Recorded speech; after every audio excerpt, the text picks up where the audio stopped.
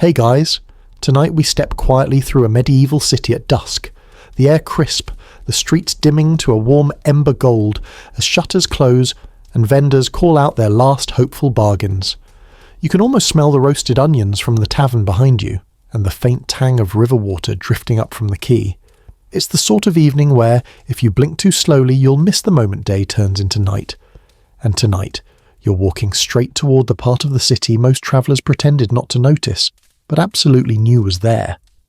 You're slipping into the narrow lanes just outside the city gates, and honestly, you probably won't survive this if you insist on wearing sandals on these cobblestones. So before you get comfortable, take a moment to like the video and subscribe, but only if you genuinely enjoy what I do here. And hey, drop your location and local time in the comments.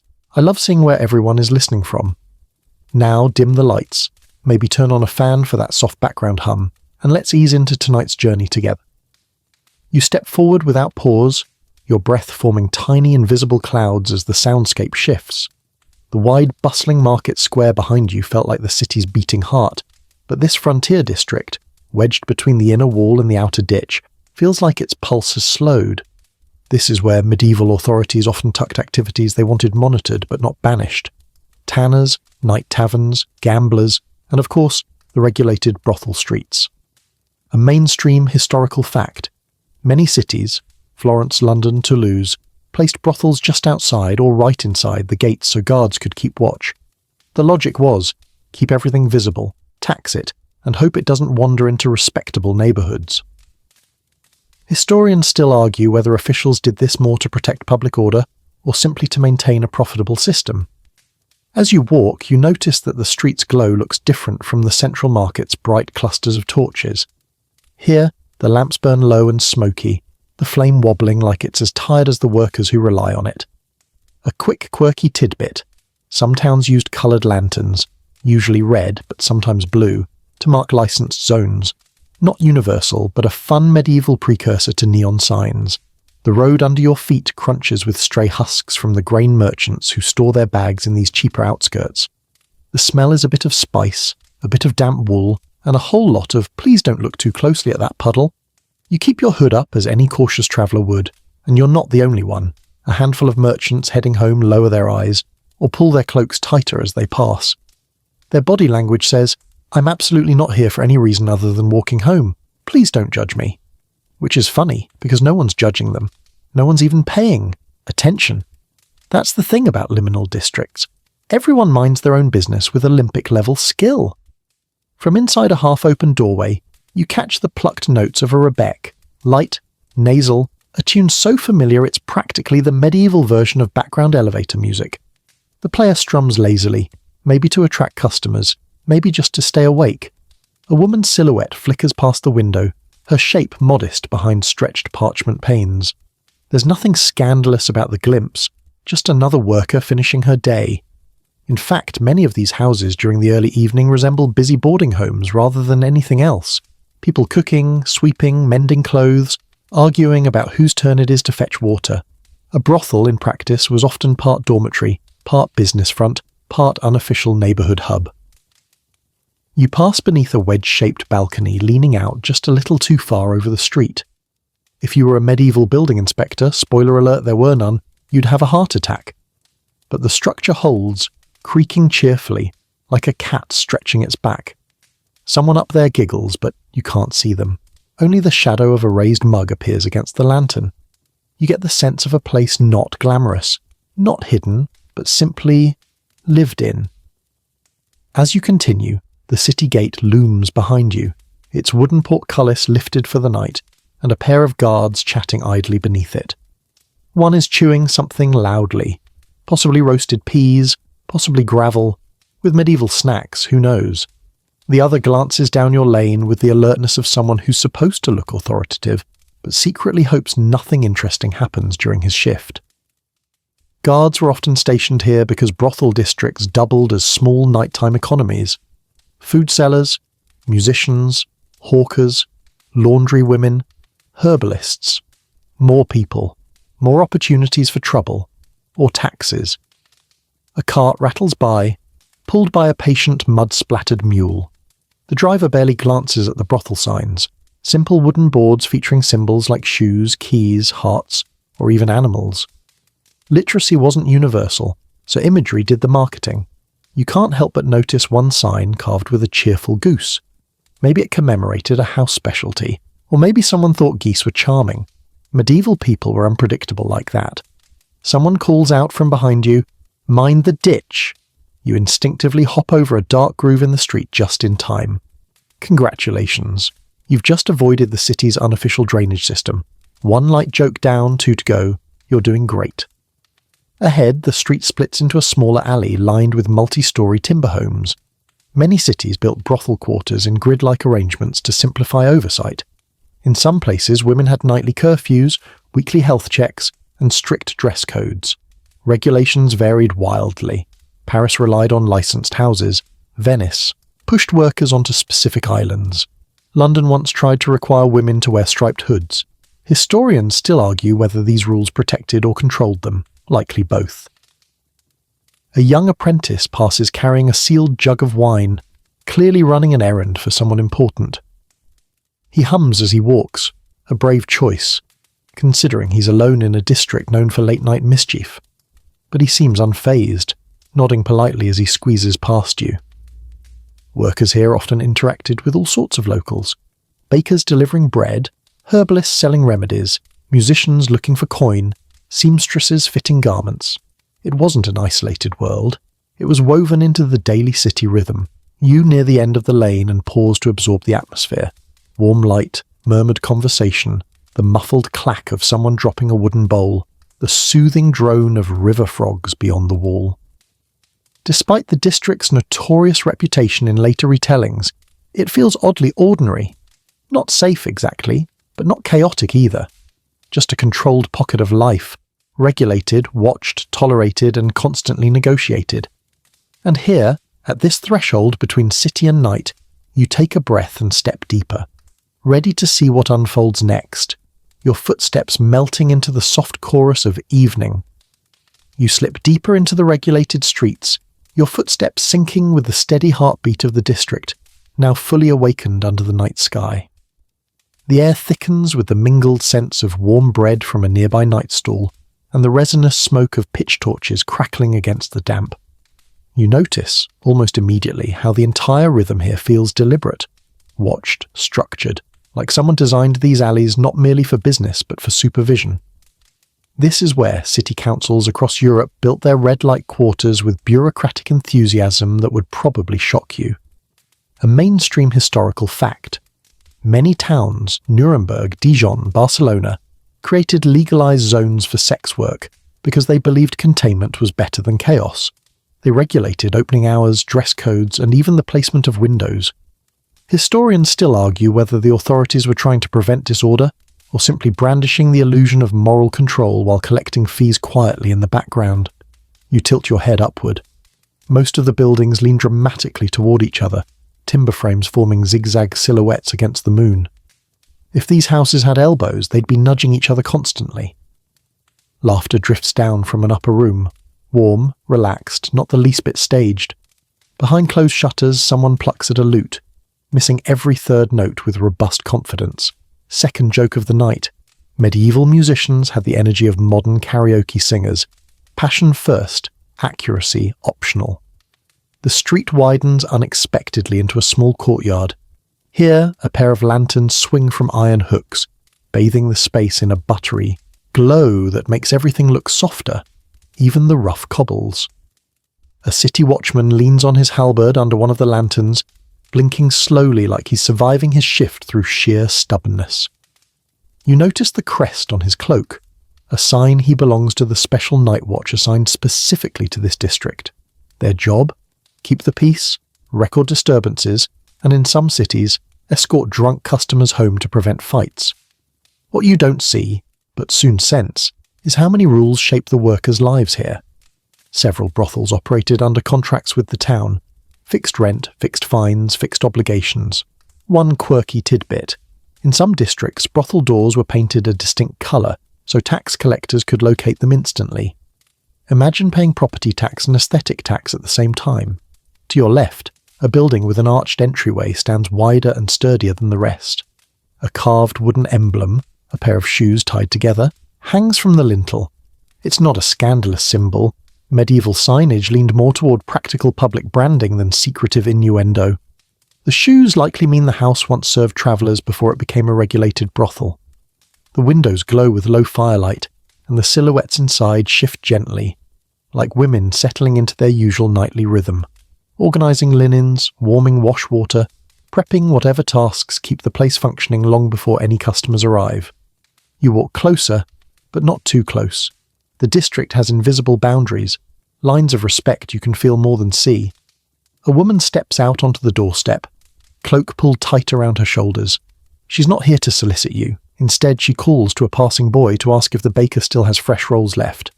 Her tone is brisk, neighbourly, unmistakably ordinary. That's something people forget about historical brothels. They weren't dens of cinematic drama, but working homes where daily routines, cooking, sweeping, arguing over chores, ran like clockwork. Behind you, a door opens with a gentle squeak, and another woman steps into the street carrying a bucket. She heads toward the communal water point, a covered cistern at the courtyard centre. You watch her throw the bucket down on its rope, listening for the hollow splash below. A small group of workers is already gathered there, gossiping, their voices low but animated. You catch only fragments. A merchant who forgot his purse, a tailor who keeps promising to fix a torn hem, the weather, because even medieval sex workers were required by universal law to complain about the weather at least once per evening. The conversation drifts into talk of regulations. One woman jokes that if the council passes one more rule, they'll need a full-time clerk just to keep track of them. Another laughs so hard she nearly spills her bucket. You smile too. The joke lands because it's painfully true. Some cities demanded weekly health checks, mandatory, holidays during religious seasons, and strict closing times. Historians still argue whether these rules protected workers or simply controlled their income patterns. You continue walking, letting the courtyard fade behind you. The alley ahead narrows to a corridor of light and shadow. A cat darts across your path, its eyes glinting like two tiny coins before it disappears under a wooden stoop. Somewhere nearby, someone shouts, "Shut the door, it's freezing!" which, judging by the draft on your neck, is absolutely valid feedback. A gentle hum rises from the clustered buildings, pots bubbling, conversations layered atop each other, the clattering of wooden cups. You sense how these streets, despite their reputation, function like a tight community. Workers share information, warn each other about shady visitors, trade herbal remedies, pool money for rent, and whisper rumours from across town. The district's entire design encourages this concentrated social network. You feel it in the way people move, cautiously, confidently, accustomed to being watched yet refusing to be defined by the watchers. You pass a brothel door half ajar. You don't peek inside, because this story isn't about voyeurism. It's about understanding structure, survival, and the quiet routines that shaped nightly life. So you simply note the warm glow, the linen curtain rustling slightly, and the faint scent of rosemary from a pot simmering somewhere inside. And with that soft detail settling into your senses, you follow the twist of the alley, ready to step deeper into the unseen morning routines waiting on the other side. You slip into the quieter stretch of the district just as the last pockets of nighttime energy dim, giving way to the earlier stirrings of dawn. This is the time few ever think about. The hours before business, before music, before laughter spills into the street.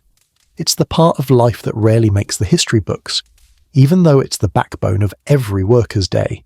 A brothel's night may be lively, but the morning? That's where the real work hums. You push forward, feeling the cool breath of pre-sunlight brushing your cheeks. The lamps along the alley flicker weakly, as if even fire needs coffee at this hour. The street feels different, emptier, softer.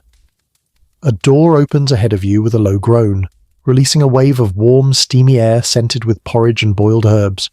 Someone inside is already cooking breakfast, and not the fancy kind either. A mainstream historical fact. Most medieval workers, including prostitutes, started their day early because chores, cleaning and food preparation had to be done before city officials or customers appeared. Nothing glamorous, but essential. You step closer to the door but remain outside, listening. Inside, two women bicker lightly over whose turn it is to skim the pot. Their voices drift out. Familiar, mellow, unpretentious. One grumbles about having to fetch water later, while the other complains that her only pair of stockings grew a hole the size of a walnut overnight. They sound like roommates, not figures from sensationalized legends. The routine continues. Someone sweeps the floor, the bristles of the broom scratching rhythmically like a sleepy cricket. Someone else is wringing out cloths. Water drips onto the stone floor in a steady pat-pat-pat. You hear a muffled laugh, followed by a gentle thud that suggests someone bumped into the warming pan. "Watch your elbows," a voice calls. "Everything's hot except the jokes round here." Your first joke for this section lands automatically. You're on schedule. As you move deeper into the hall, pretending you belong more than you do, you spot a woman leaning over a basin, rinsing her face with cold water that probably woke her up faster than any rooster ever could. She pats her cheeks dry and glances at you. Not startled, not defensive, just tired. She offers a small nod before returning to her washing. Morning routines are sacred here. Interruptions are merely background noise. You notice she uses a cloth dipped in rosemary-infused water. This is practical, not pampering. Rosemary masked odours, and was believed to fend off illness. A quirky tidbit. Medieval people also believed rosemary under the pillow kept nightmares away. Judging by the bags under some of these workers' eyes, either the rosemary failed or nightmares were simply outmatched by sheer exhaustion. A few steps away, a woman sits at a small table, mending a tear in her sleeve. Her hands move quickly, almost impatiently. She bites off the end of the thread with the precision of someone who's done this 1,000 times. Clothing had to last because brothel workers were often required by law to pay for their own garments. In some cities, authorities even dictated what colours or fabrics they could wear. Historians still argue whether these clothing regulations served to identify them for control or to enforce a strange type of municipal branding. Either way, it meant repairs, repairs, and more repairs. You hear another door open upstairs, slowly, reluctantly, followed by footsteps that sound like someone negotiating terms with gravity. A woman descends the stairs, yawning so widely you could probably see into next week. She carries a stack of linens tucked under her arm and drops them onto a bench. Laundry is one of the district's biggest morning chores, and before you picture dramatic scrubbing sessions beside a sparkling river, stop. Most brothels actually used interior basins or nearby washhouses. Rivers were cold, filthy, and full of people who didn't need spectators. As she sorts the linens, another woman plunks down beside her and starts folding with expert efficiency. They gossip quietly, nothing scandalous, mostly relatable complaints about stiff backs, city taxes, and the price of lamp oil. It's funny how a place so historically sensationalized turns out to be full of very normal morning grumbling. Second joke. Medieval problems were basically adulting but with extra steps. You walk into the small courtyard behind the house. The sky above is stretching into pale blue ribbons, and the first bird of the morning chirps a squeaky melody that sounds like it's still warming up. A few workers are already outside, sleeves rolled to their elbows, chopping vegetables for the midday pot. A cat weaves around their ankles, shamelessly begging. One woman flicks it a scrap of cheese. The cat takes it and gives her a look of mild betrayal, as if expecting something better. A city clerk appears at the far gate, strolling with the misplaced enthusiasm of someone who enjoys paperwork way too much. He nods to the women, checks something on his wax tablet, and continues on. Many cities required morning inspections to ensure brothel keepers followed regulations. Clean floors, healthy workers, no disturbances. You see a few women straighten their posture slightly as he passes, though not out of fear, more out of not wanting extra fines. Inside again, someone is heating water for the day's first washtub. The steam curls upward, carrying hints of lavender, mint, and something earthy you can't quite place. Herbal mixtures were part of daily hygiene, functioning as disinfectants, perfumes, and sometimes mood boosters. One woman leans over the steam to clear her head. Another waves it away dramatically, muttering that she prefers her face dry, thank you very much. There's a rhythm to all this. A choreography of sweeping, boiling, folding, stitching, sighing and preparing. This is the side of brothel life people rarely imagine. The mundane, necessary, utterly human routines that keep the house running. The women here work before most of the city even stirs. They wipe down benches, air out rooms, shake crumbs from blankets, and shout upstairs for whoever overslept. One voice bellows, "If you're not down in 2 minutes, I'm eating your share of porridge." In response, someone upstairs groans loud enough to shake dust from the rafters. You pause in the doorway and take in the scene. Warm, bustling, imperfect. These women move with the tired camaraderie of people who know each other's habits intimately. They argue and tease, swap duties, divide tasks, and negotiate small favours. It's not glamorous, but it's real. And as you linger there, the sun finally crests the rooftops, sending a thin blade of gold across the room, illuminating dust motes and tired smiles alike. Another day is beginning, and with it the long sequence of routines that sustain a life behind these doors. Quiet, steady, and far more ordinary than legend ever admits. You ease back into the street as morning settles fully over the district, sunlight catching on window panes like soft sparks. The whole neighbourhood feels freshly scrubbed, literally and figuratively, after the bustle of the early chores. It's only now, as women step outside to hang linens, fetch water, or trade greetings with neighbours, that you start noticing the details of clothing, colour, and subtle signals woven into their daily life. You've heard stories, dramatic ones, embellished ones. But the real cues they relied on were far more practical, often regulated, and sometimes surprisingly stylish. A mainstream historical fact. Many medieval cities required brothel workers to wear distinctive garments, so officials could identify them at a glance. London once insisted on striped hoods. Florence preferred yellow veils, and some regions specified sleeves of a certain cut. Historians still argue whether these rules were meant to brand women publicly, or simply streamline surveillance for busy magistrates who didn't want to play guessing games. As you wander past the courtyard, you catch sight of a woman stepping through her doorway, adjusting a simple woolen shawl around her shoulders. It's dyed a muted yellow. Nothing flashy, nothing gaudy, just a requirement of the local ordinance. She ties it with the practiced flick of someone who has done this thousands of times. The colour itself isn't humiliating or glamorous, it's just bureaucratic, and maybe slightly itchy. She notices you watching and raises an eyebrow as if to say, "Yes, this is the uniform. No, I didn't choose it. Don't judge me." Her expression softens into a half smile, though, because everyone here knows that even compulsory clothing is better than unpaid fines. Farther along, two women sit on a low bench brushing out their hair in measured strokes. They've just finished washing it, still damp, still fragrant with rosemary, and now they're teasing out the tangles with bone combs. Makeup in the medieval sense wasn't a drawer full of powders and palettes. It was modest and mostly practical. A touch of soot-darkened lashes, a smear of tinted salve on the lips, maybe a dab of crushed berry if someone felt daring. One quirky tidbit. Some workers used ground rose petals mixed with animal fat as a lip tint that doubled as a moisturising balm. So basically, a medieval 2-in-1 beauty product long before fancy labels existed. You step closer, admiring the soft morning gleam on the combs and hairpins scattered between them. One woman examines her reflection in a tiny polished metal mirror, more blur than clarity, and adjusts a ribbon tied around her braid. She mutters, "If the ribbon falls off again, I'm blaming the cat," which is completely fair because the cat at her feet looks both innocent and suspicious. Your first joke of the section. Medieval cats really were the original agents of chaos. No magic required.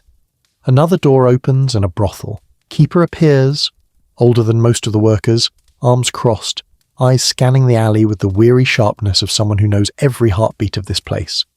She wears a dark gown, deliberately plain, marked only with a thin band of colour at the hem, the sign of her status as the house's overseer. Her clothing follows different rules because she navigates both city officials and the women under her roof. She gestures toward one young worker lingering by the gate and says, "You're not leaving until your sash is tied properly." The younger woman rolls her eyes but obeys. Clothing wasn't just identity. It was compliance, safety, and a type of silent code. You turn down a narrower lane and notice how some workers wear small, nearly hidden markers. Particular hair ties, specific shades of thread embroidered into sleeves, even strategically knotted belts. These aren't official. They're house signals, quiet indicators of where a woman works, who manages her, or whether she's available for conversation, business, or absolutely none of the above. Nothing explicit, just subtle, intuitive cues that regular clients and locals would learn over time. At the end of the lane, a tailor arrives carrying a basket of fresh repairs. He looks like he hasn't slept, but he greets the women cheerfully enough. They swarm him, not with flirtation, but with the desperation of people whose only trousers have ripped at the seams. He hands out mended clothing in bundles while scribbling names on a wax tablet. Tailors love districts like this. Steady work, reliable coin, endless need for reinforced stitching. You overhear one woman complaining that her new overdress feels like wearing a brick, and the tailor shoots back, "At least bricks don't tear when you sneeze." Everybody laughs. Second joke achieved. You keep walking, watching how colour plays across the street. Yellows, browns, faded reds. Rarely bright hues, since expensive dyes were off limits unless someone saved enough coin to splurge. And even then, rules sometimes forbade displays that might confuse them with respectable married women. As you round a corner, you come upon a brothel with a peculiar system. Instead of regulating clothing, this city uses a signal board mounted beside the door. Carved wooden tokens hang from pegs, a feather for someone resting, a key for someone occupied, a star for someone available for conversation only. It's surprisingly efficient, kind of like a medieval status menu, minus the emojis. You watch as a worker steps outside, flips her token from feather to star, and heads back inside. She notices your curiosity and shrugs, saying, "Saves shouting down the stairs every 5 minutes. A groundbreaking proto-app experience, medieval edition." A street vendor ambles by, selling ribbons and garlands. A few women gather to browse his goods. One picks up a simple string of dried lavender buds, not for beauty, but for slipping into her purse as a scent mask. Another debates between 2 ribbons, one green, one blue. Her friend says, "Green makes your eyes look awake." The vendor pipes in, "Awake is good for business?" She swats him lightly with the ribbon. People forget that these districts were lively social ecosystems, not just workplaces. A guild clerk passes through the lane next, checking that dress code rules are being followed. His boots squish through a puddle left from someone's morning scrubbing, and he mutters something that sounds suspiciously like a curse involving wet socks. He glances over the outfits, nods with bureaucratic satisfaction, and moves along. Historians still argue whether the meticulous enforcement of these clothing laws reflected moral anxiety or simply a medieval obsession with visually sorting society into neat categories. Probably both. The sun climbs higher. The women finish their grooming routines, hair braided, shawls tied, hems brushed clean. Some wear simple bead necklaces, souvenirs from friends or gifts from grateful regulars. No ostentatious jewels. Brothel regulations often banned luxury to avoid accusations of living above station, but small tokens, those were treasured. As you stroll past one doorway, a young worker steps out wearing a freshly dyed sash. Warm orange, cheerful without being bold. She beams with pride and spins once, the cloth fluttering. Her friend claps and says, "Now no one can say you look tired," the girl laughs. "They'll still say it, but at least they'll notice the sash first." Third joke. Medieval fashion was basically modern fashion, but with fewer pockets and more municipal sponsors. You pause at the end of the street, watching the district settle into full daytime rhythms. Clothing rustles softly, hair ribbons flutter. Signals, official and unofficial, flicker into place. In this world, style isn't vanity, it's communication, structure, self-expression within boundaries. And as you take it all in, you realize you've just read an entire unspoken language woven through fabric, color, and gesture. You make your way toward the back alleys where the scent of cooking hangs low over the stone. Warm broth, stewed cabbage, a hint of yesterday's bread reheating over a brazier. The district feels fully awake now, shifting from quiet grooming into the practical scramble that defines survival here. People imagine brothels as places that sprang to life only at night, but the truth is the daytime routines, food, hygiene, repairs, and the constant upkeep of everything were the real lifeline. Without them, nothing worked. You follow the smell of porridge first. A woman stands at a pot big enough to qualify as a minor landmark, stirring with a wooden ladle that has seen better centuries. She glances over at you with a half smile and says, "Don't get excited, it tastes like hot disappointment." First joke of this section, nicely delivered by someone who knows her craft. A mainstream historical fact. Medieval diet in brothels was almost identical to the diet of any working poor household. Bread, pottage, cheap cuts of meat, if any, onions, beans, and ale. No feasts, no lavish spreads, just sustaining, affordable food. Workers ate early because evenings were unpredictable, and nothing ruins a shift like realizing you skipped your only meal. You watch a woman break yesterday's hard loaf with the force of a blacksmith. Her friend across the table winces dramatically and says, "Careful, the bread will win." She responds with a laugh and a victorious crack of crust. Meals were simple but communal, and the camaraderie often softened their rough edges. Nearby, someone dumps buckets of water into a long wooden trough. This is the hygiene station, a place where linens soak, hands wash, and herbs steep. Contrary to plenty of wild myths, medieval brothels didn't skip hygiene. They obsessed over it because municipal inspectors fined them heavily if they didn't. Some cities required weekly wash days, others demanded fresh bedding every few days. Historians still argue whether these rules were about public health or performative morality, but either way, the result was the same: constant scrubbing. One quirky tidbit: some brothels used mixtures of vinegar and lavender to sanitize surfaces, partly because they believed it warded off disease, and partly because vinegar was cheap enough to drown the smell of nearly anything.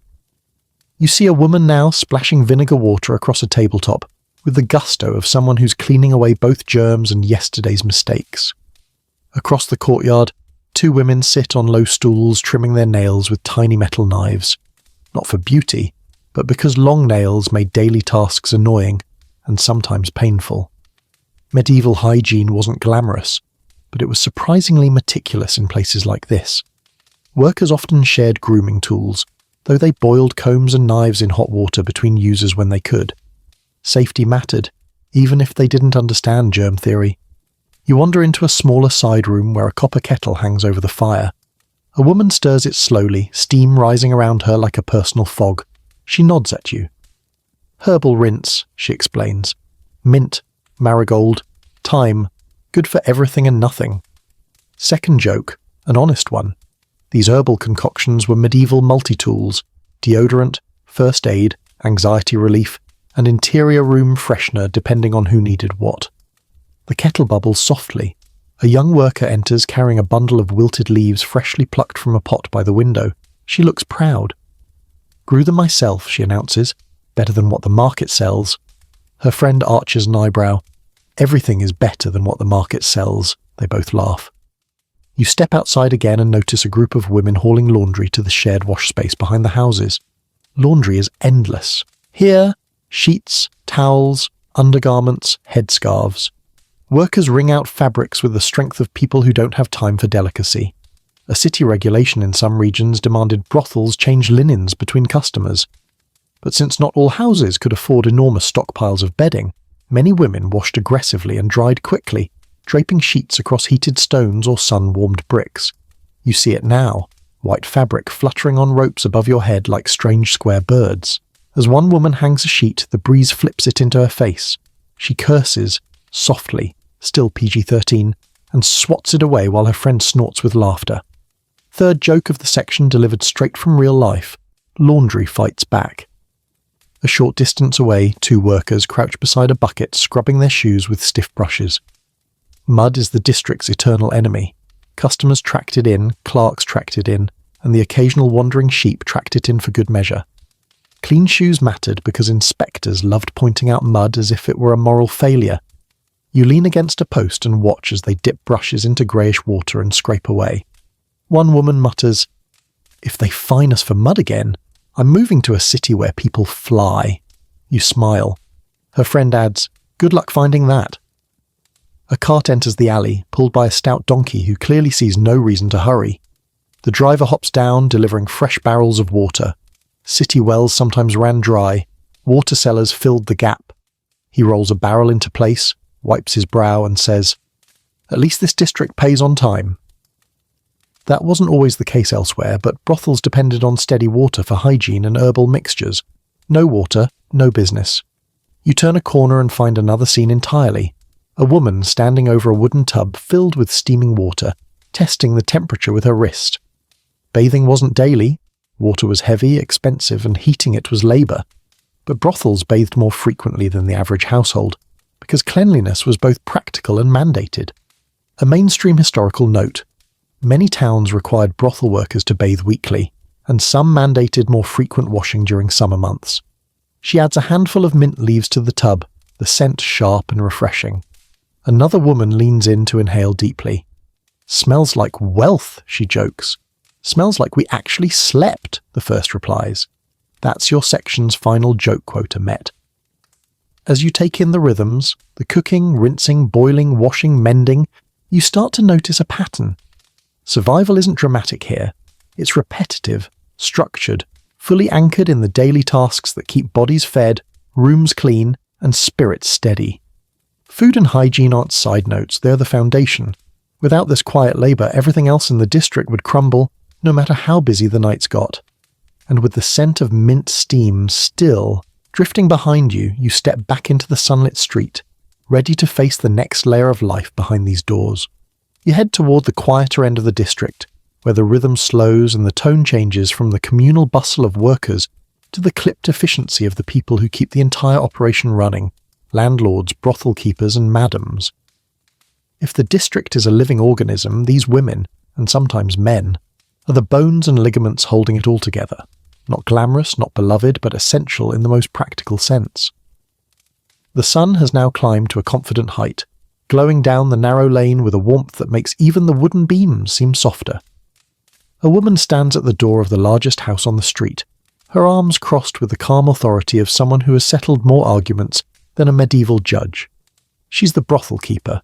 Everyone simply calls her the mistress, though she commands more respect than many nobles you've seen.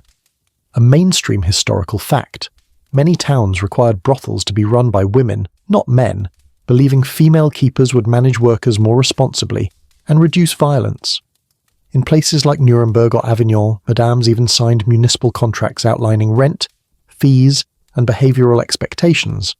Historians still argue whether this rule empowered women or merely shifted male oversight into a different form, but either way the madam wielded real, tangible authority within these walls. You approach her house slowly, not wanting to interrupt, but she notices you instantly, her gaze sharp enough to slice bread. "If you're here to cause trouble," she says, "pick a different morning." Then she smiles, which softens her face and reveals she's joking. That's your first joke for this section, delivered by someone who probably wrote the handbook on controlling chaos. She steps aside to let two city clerks in. They carry wax tablets and quills, already arguing about who forgot to bring extra styluses. The mistress shakes her head with the weariness of a woman who has dealt with bureaucrats her entire adult life.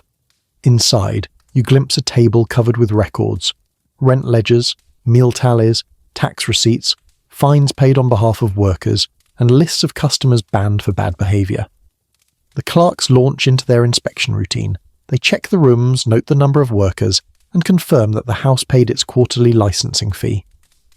One mutters, "These ledgers are cleaner than the ones at the guild hall." The mistress replies, "My girls depend on this house being open. I don't have the luxury of sloppy math." That was true. Keeping accurate records meant avoiding fines, closures, or worse. You slip outside again, watching as another landlord strolls down the street. He's older, wrapped in an overcloak that probably cost more than everything inside the nearest house combined. His role isn't glamorous. He owns several buildings here and leases them to brothel keepers at inflated rates. Economic reality time. Because regulated districts were profitable, property owners used them as guaranteed income, often charging higher rent simply because they knew the workers couldn't operate elsewhere. He stops to speak with a younger woman who looks nervous. Maybe her payment is late. The landlord folds his arms, listening with the stoic expression of someone who has heard every excuse in Europe. After a moment, he says, "I'll give you until sunset, but after that I'm not your father." He walks off before she can respond. It sounds harsh, but in fairness, medieval landlords weren't known for their emotional sensitivity. Second joke of the section, courtesy of historical accuracy. You keep walking and find yourself near a smaller house run by a madam with a very different style. She stands outside with a broom, sweeping her doorstep aggressively, not because it needs it, but because she wants the street to remember she runs a respectable establishment. Her workers tease her often, saying she sweeps more than she sleeps. You greet her, and she urges you to step back so she can finish clearing a perfectly clean corner. Control is her comfort zone, and she thrives in it. When she's satisfied, she leans the broom against the wall and crosses her arms. "A house only works," she says, when everyone knows their part, me included. Inside her house, she keeps an organised system, chore charts, meal rosters, a rotating schedule for public house errands, and a set of rules far more practical than moral. No borrowing money from each other, no leaving the district alone after dark, no entering the kitchen while the cook is holding a knife unless you enjoy chaos. It's part discipline, part safeguarding, part maternal instinct disguised as authority. Another worker enters, arms full of wash linens. "The inn down the lane wants to borrow our cauldron again," she calls. The madam sighs audibly. Tell them no. Last time they burned the bottom and pretended it was already like that. Third joke. Complaints about borrowed items are timeless. As you step out of her house, you notice two workers in quiet conversation beneath a window. They speak softly about money, how much they owe, how much they've saved, how much the madam has loaned them for essentials. While brothel keepers could be harsh, many also provided financial support, food during lean times, and protection against dangerous clients.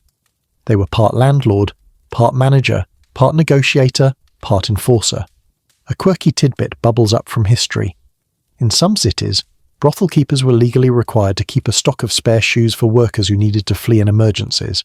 A strange rule, but very real. You can almost imagine the mistress of the big house hoarding footwear like medieval emergency kits. Walking farther, you hear two madams talking through an open window. One whispers that the city council is proposing a new fee, something about maintenance of public decency. The other scoffs loudly. They just want a new fountain. Historians still argue whether brothel-specific taxes were genuine attempts at moral regulation or just easy revenue streams for cities chronically short on cash. Probably both, depending on who pocketed what. The day rolls onward, and the district hums with the unglamorous bureaucracy that keeps everything moving. Ledgers updated, rent collected, fines paid, inspections endured, rules negotiated, workers protected, sometimes fiercely, sometimes imperfectly, always pragmatically. And as you turn the corner, leaving behind the stern voices of madams and the clacking boots of clerks, you realise something important. Behind every nightly performance was a daytime system of management. Tight, often tedious, always essential. None of this life functioned without the people who kept order, while everyone else thought the excitement only happened after dark.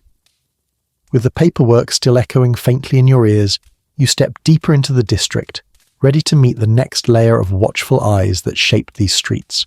You follow the narrow lane as it bends toward the district's outer edge, where the shadows settle differently, longer, slower, tinged with that particular mix of incense and wood smoke drifting from the nearby church. Here, the brothel streets sit in an uneasy, complicated relationship with morality's loudest voices. The irony is impossible to miss. The church bells ring close enough to shake dust off the brothel windows, and yet the sermons inside insist the place shouldn't exist. And still, somehow, the priests and watchmen and town officials depend on this district more than anyone wants to say out loud. A mainstream historical fact. Many medieval cities openly acknowledged prostitution as a necessary evil. Councils regulated it, guilds indirectly supported it, and churches tolerated it as a lesser sin compared to what they feared would happen without it. Historians still argue whether the church's involvement was more about social control or practical compromise. Probably both, as with most medieval contradictions. You walk past a small shrine at the corner of the alley. It's unassuming, a wooden box, a painted saint fading under years of weather. Someone has left a sprig of rosemary on the ledge. Maybe a worker finishing her morning chores, maybe a passerby who felt the need for a bit of protection. The saint's face is chipped, but the gesture feels earnest. Workers visited shrines often, not because they saw themselves as sinful, but because life here was dangerous, and divine insurance never hurt. A young woman in a brown overdress steps up beside you holding a tiny clay candle holder. She nods politely and lights the wick with a practiced tilt. "For luck," she says, "and for the watchman to stay awake tonight." She smirks. First joke of the section, delivered with a wink that suggests she knows the watchman in question never stays awake. Speaking of which, you turn to see a city watchman already making his morning rounds. He carries a halberd that's taller than both of you put together, and looks like he'd rather be anywhere else. His boots scrape the cobbles as he stops at each brothel door, checking that nothing unusual happened overnight.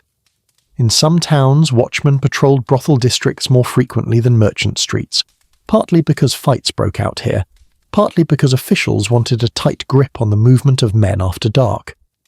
The watchman yawns, a heroic, bone-deep yawn, and mutters, "I told the council we need 2 men for this quarter." You raise an eyebrow. He adds, "And a dog, or a donkey, something with better stamina." You chuckle. Second joke landed, courtesy of municipal underfunding. As the watchman trudges away, the church bell tolls one long note. It's so close that you feel the reverberation in your ribs. Workers pause for a moment, not to pray, but to gauge the time. The bell also signals when the priest will come down the lane, not to offer comfort, but to remind everyone of the church's stance, which is complicated. You soon see him, a cleric in a dark robe walking with hands clasped behind his back, expression cool and unreadable. He nods at a few workers, and they nod back with the polite distance of people who know this man once petitioned the council to limit brothel hours during feast days, but also occasionally collects donations here for the parish's poor box. He approaches a young woman sweeping her doorstep. "You know the procession passes this way tomorrow," he says gently. She nods. Without being prompted, she replies, "We'll close the shutters and keep the street clear." He thanks her, then moves on. This exchange is a microcosm of medieval reality, tension wrapped in routine cooperation. Workers knew the rules, priests enforced the rules, and the city quietly expected them to cooperate so the procession route wouldn't scandalize the nobility. As you walk deeper, you pass 2 women drawing water at the communal barrel while discussing last night's sermon. One shakes her head, saying, "Father Hugo said the trade is sinful, but his cousin rents half these houses, doesn't he?" Her friend snorts. "The saints must get dizzy watching all this hypocrisy." Third joke of the section, not irreverent, just historically relatable. You keep moving as the street opens into the small square near the church's rear gate. Here, you overhear the most fascinating part of the whole system: negotiations.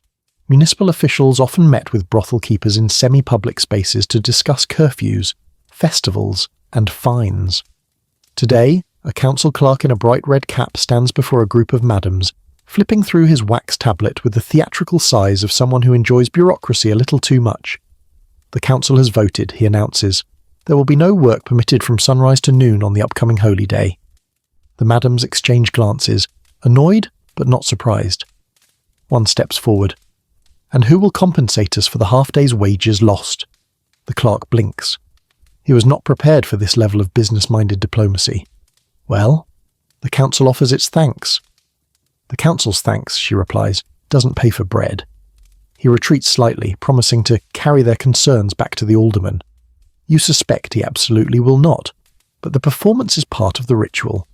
Historians still debate whether these compromises were genuine moral gestures or political theatre designed to appease both citizens and clergy.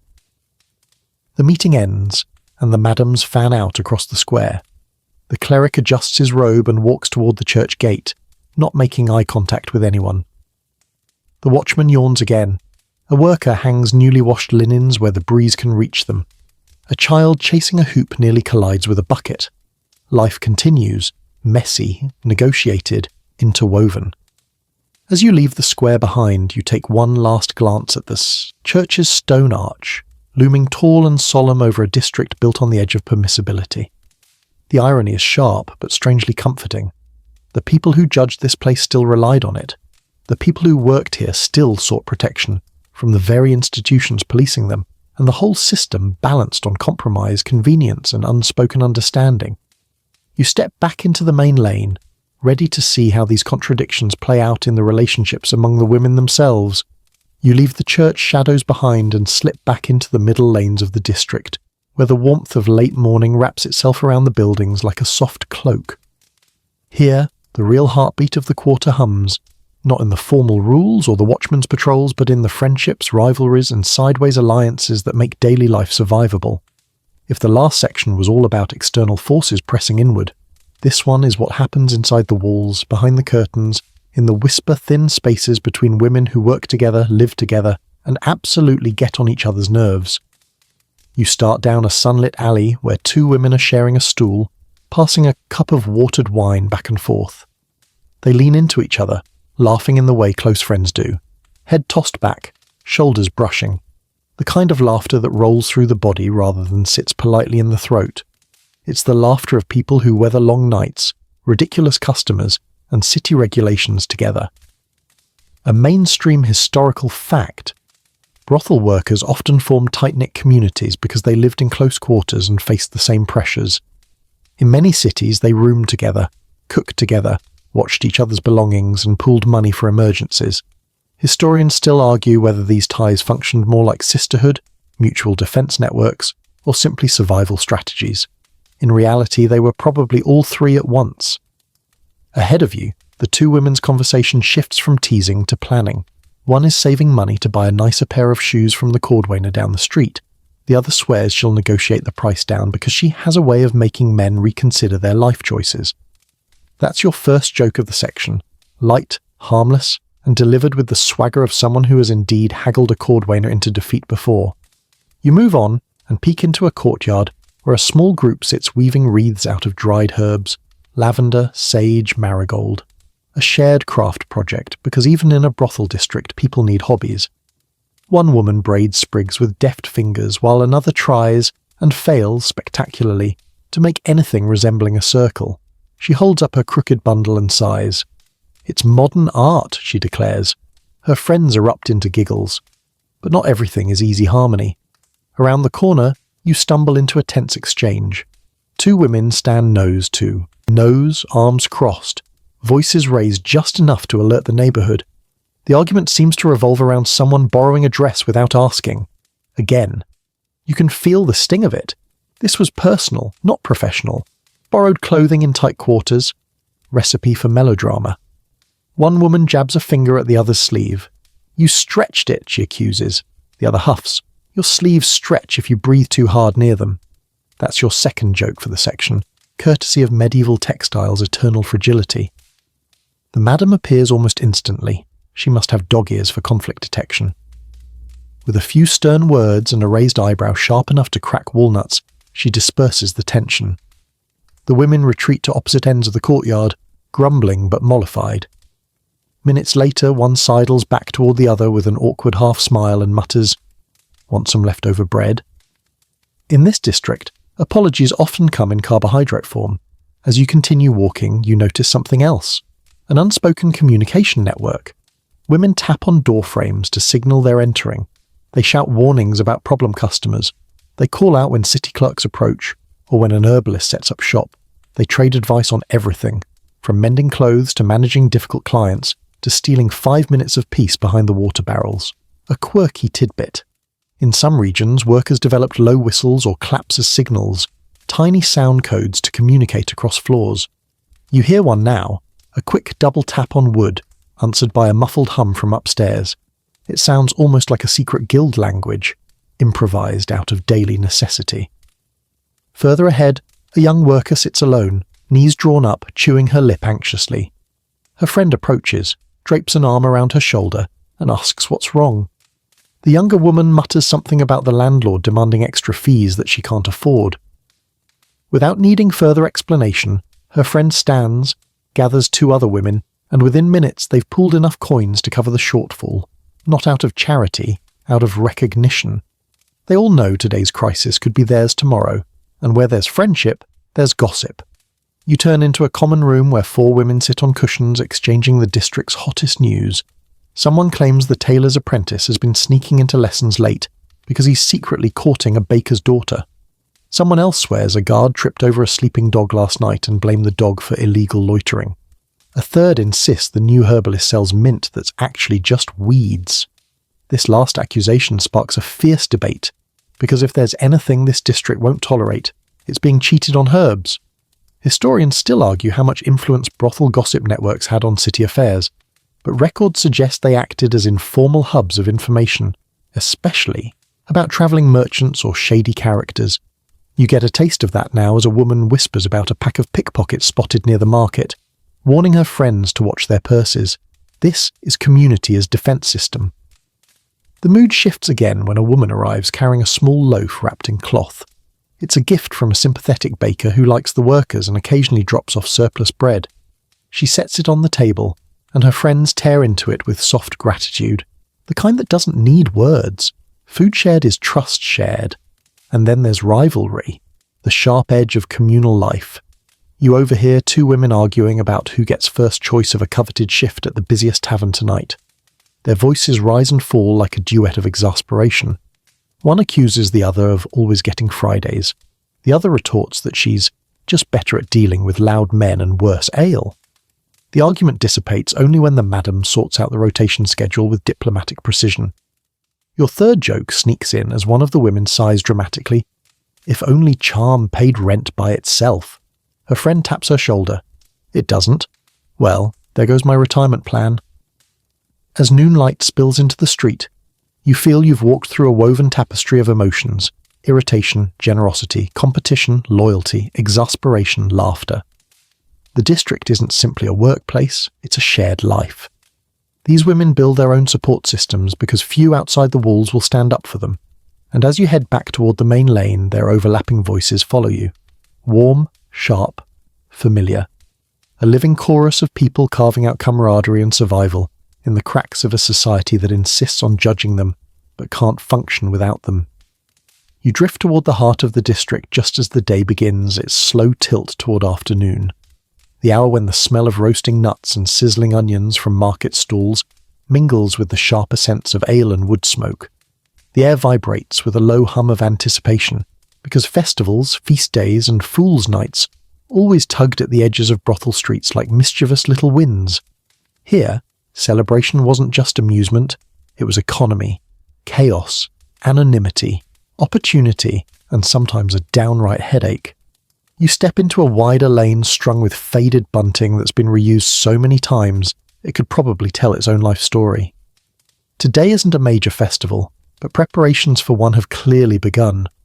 Women sweep thresholds, boys hammer wooden stakes for lanterns, and vendors wander the district advertising special treats: honey cakes, mulled wine, roasted chestnuts. The noise level is rising, and you get the sense everyone's bracing for a long night. A mainstream historical fact: medieval festivals weren't just religious, they were social engines. During major feast days, city authorities often relax certain restrictions, including those on movement and curfew, creating brief windows where brothel workers blended more freely into the crowd. Historians still argue whether this temporary leniency helped people feel part of community life or simply served as a pressure valve for the tightly regulated system. Either way, festivals changed the district's pulse. At the corner, you see two women stringing garlands of dried flowers across a doorway. One looks at you, struggling to tie a knot that absolutely refuses to cooperate. "This garland has personally insulted me," she mutters. First joke of the section delivered with the grim determination of someone losing a fight to decorative foliage.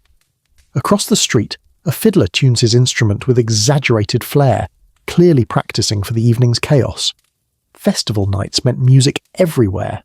Taverns bursting with song, squares alive with dancers, alleyways echoing with drunken choruses. Workers often took advantage of the noise and bustle to wander outside the district without drawing attention. Some used the chance to visit friends or run errands.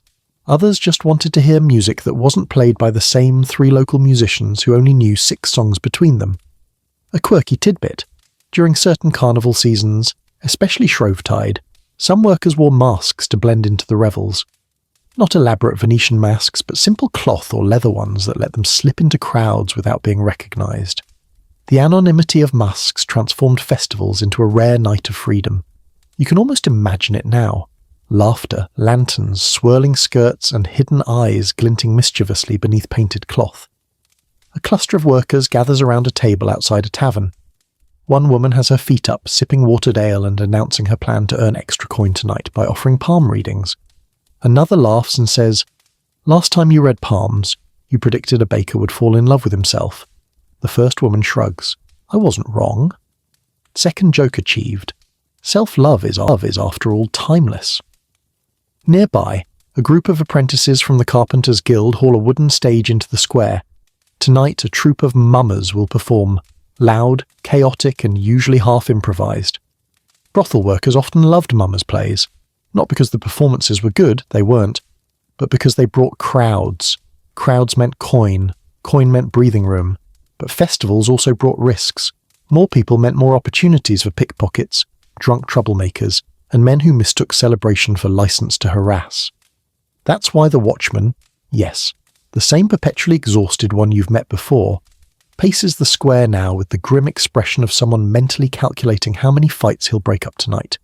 He sees you and grumbles, "If the mummers start throwing flour again, I'm quitting."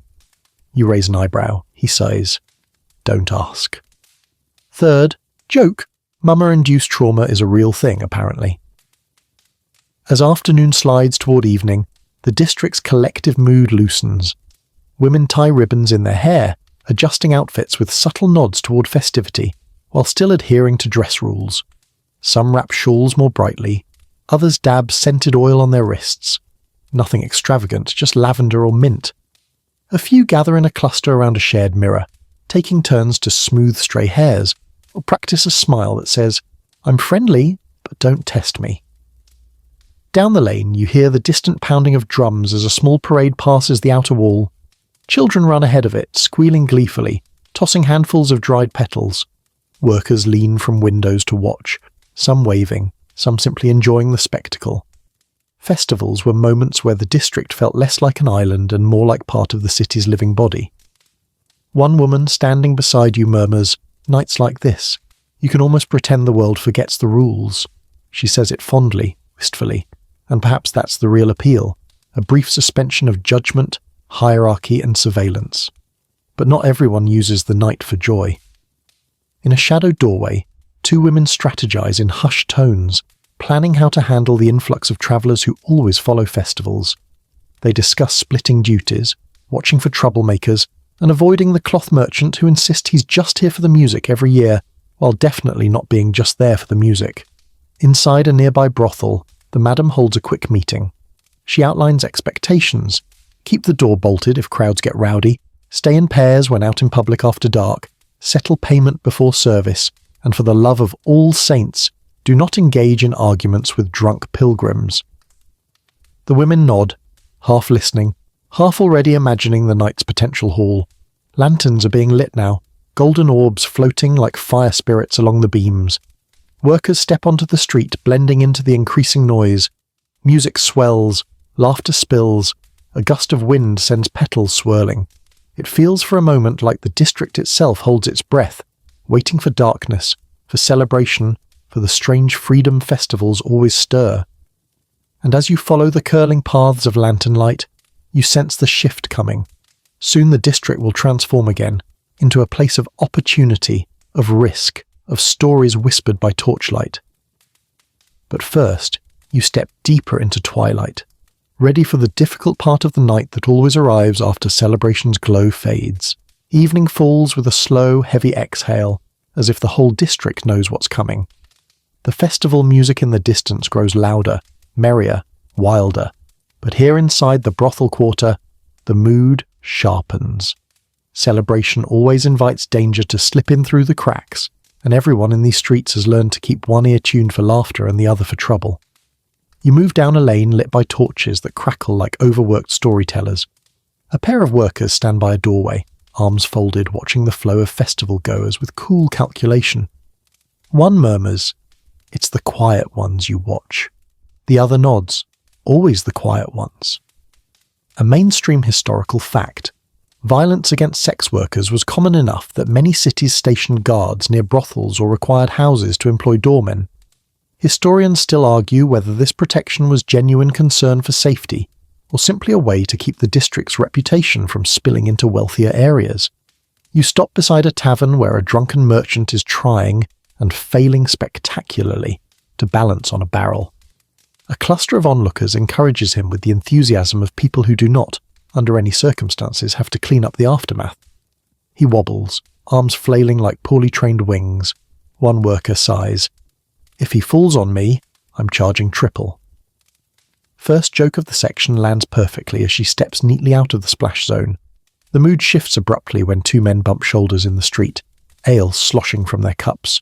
They square up, faces red, voices raised. Before the situation can escalate, the same exhausted watchman you've seen before materializes from the shadows like a summoned guardian. "No fighting in the quarter," he declares, tone flat as stale bread. The men grumble but shuffle apart. The watchman shoots you a look that says, "This is my whole life," then resumes his patrol. You walk on, taking in the subtle signals workers use to stay safe. A woman taps twice on a window frame to alert her friend that an overly drunk customer is approaching. Another subtly shifts closer to a doorway where the madam can intervene quickly if needed. These gestures are practiced, unspoken, instinctual. Survival learned through repetition. A quirky tidbit. Some brothels kept small bells attached to strings running from private rooms to the main hall. A worker could pull the cord to summon help silently. You notice one now, just a tiny brass bell near the ceiling glinting in torchlight. Modern security systems have nothing on medieval ingenuity. Down the lane you hear an argument brewing. A man insists he already paid. A worker calmly explains that imaginary coins are not accepted as currency. He points dramatically at his empty hand, claiming the spirit of generosity should count for something. She folds her arms and replies, "The spirit can pay the spirit, and you can pay in coin." That's your second joke. Expert deployment of medieval customer service sass. Inside a nearby house, a small commotion breaks out.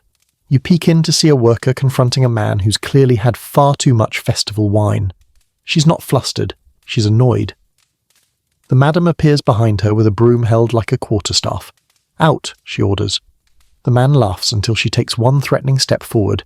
He leaves in a hurry, tripping over his own enthusiasm. The madame turns to you with a shrug. "A broom is more effective than prayer," she says. You believe her. Back outside, the festival torches burn brighter and the streets thicken with strangers. Workers stand in pairs now, keeping close. The buddy system existed centuries before anyone named it. The watchman makes another pass, muttering under his breath about the mummers setting something on fire last year. Workers greet him with nods or sarcastic comments he pretends not to hear. A group of boys, too young to be in this part of town, race down the alley, knocking over a basket of turnips. A woman scoops them up, scolding them half-heartedly. "Tell your mothers you are nowhere near my street," she warns. The boys scatter like startled pigeons. You notice the moments of quiet bravery. A worker pulls her anxious friend aside, telling her to stay near the doorway tonight. Another offers a spare ribbon to a colleague because she knows bright colours make her feel bolder.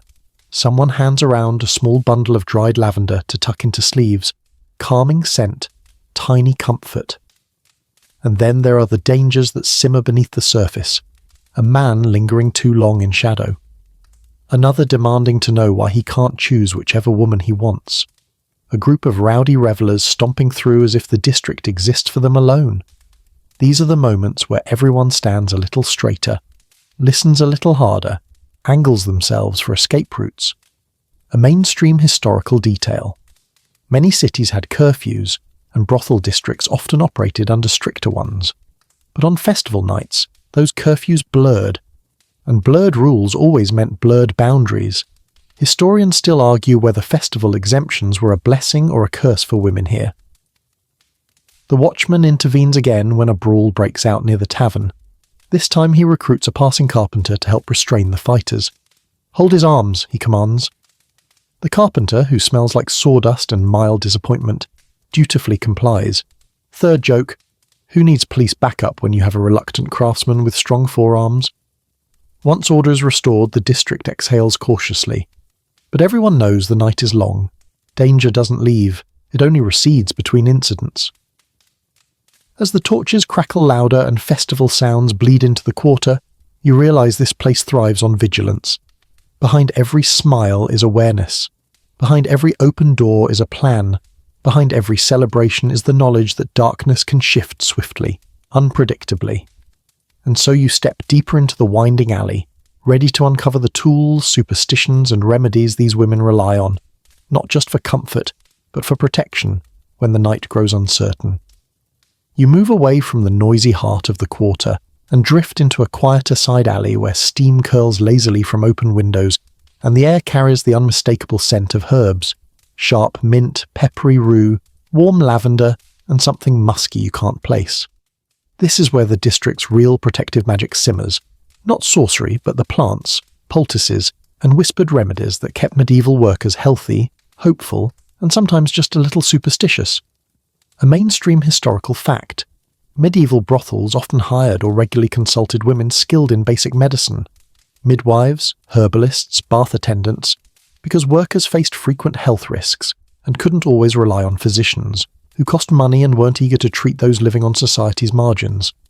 Historians still argue whether these in-house healers had official training or learned from generations of practical experience, but the results were often the same, a mix of real botanical knowledge and creative folklore.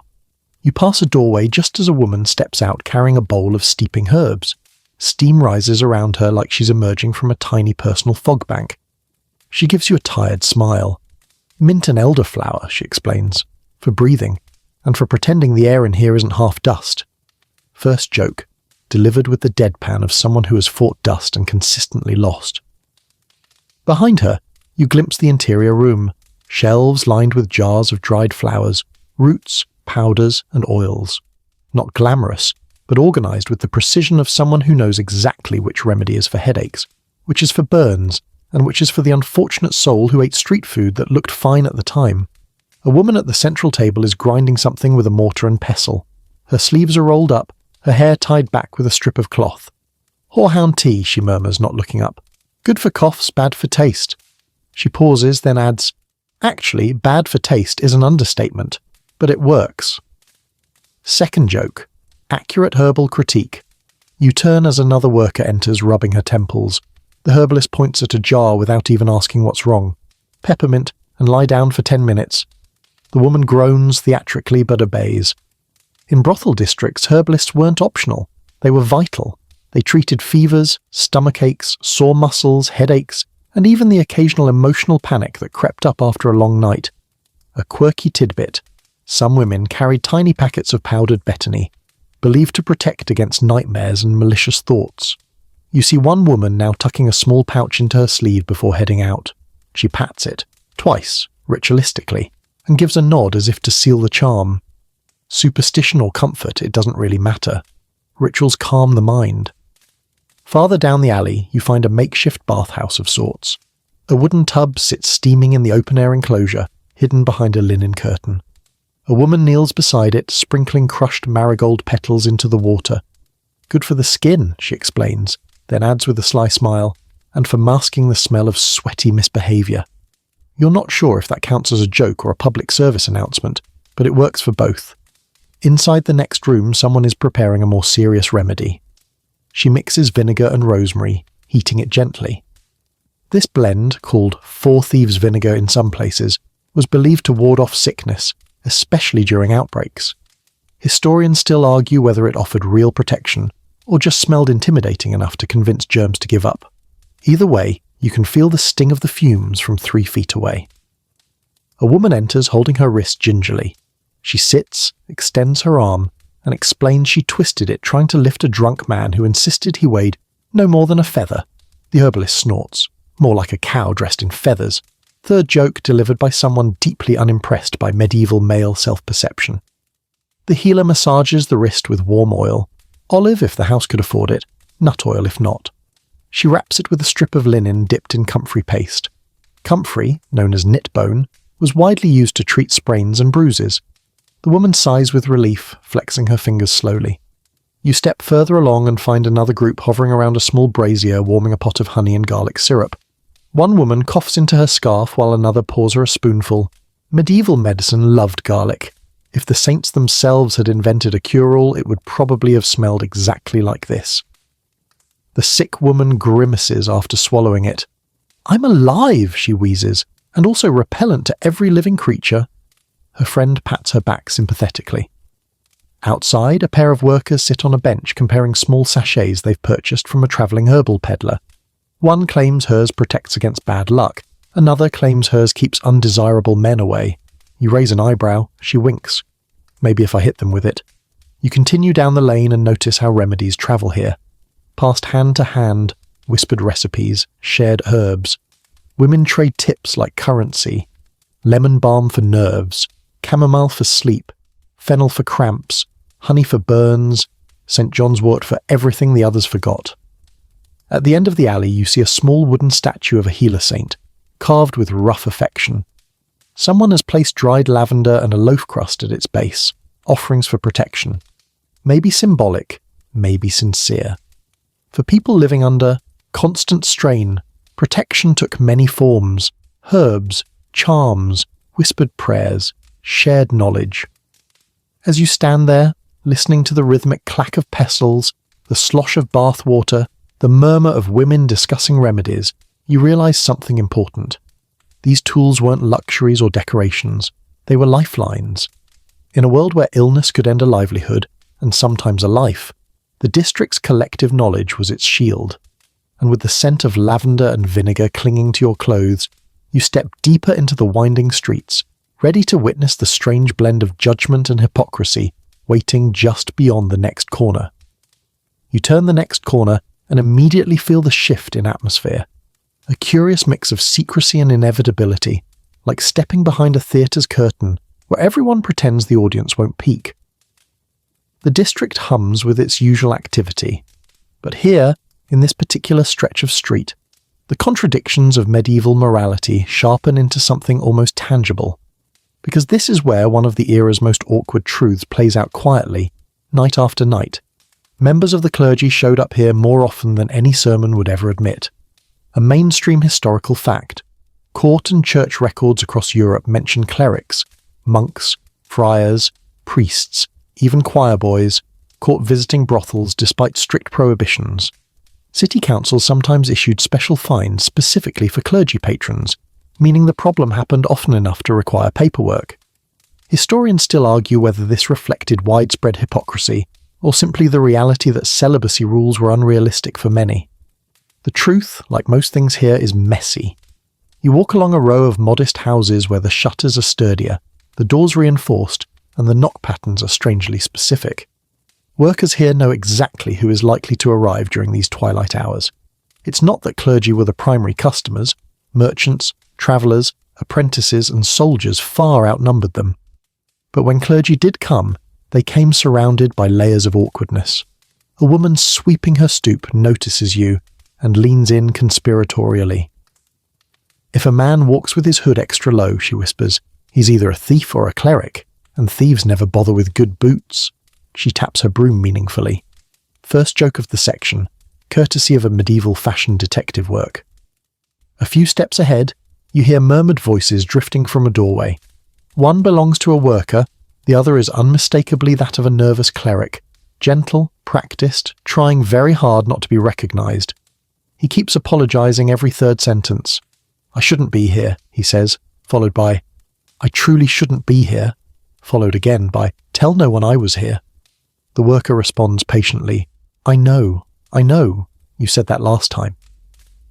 She ushers him inside with the mild exasperation of someone who has dealt, with repeat customers who treat every visit like a scandalous pilgrimage.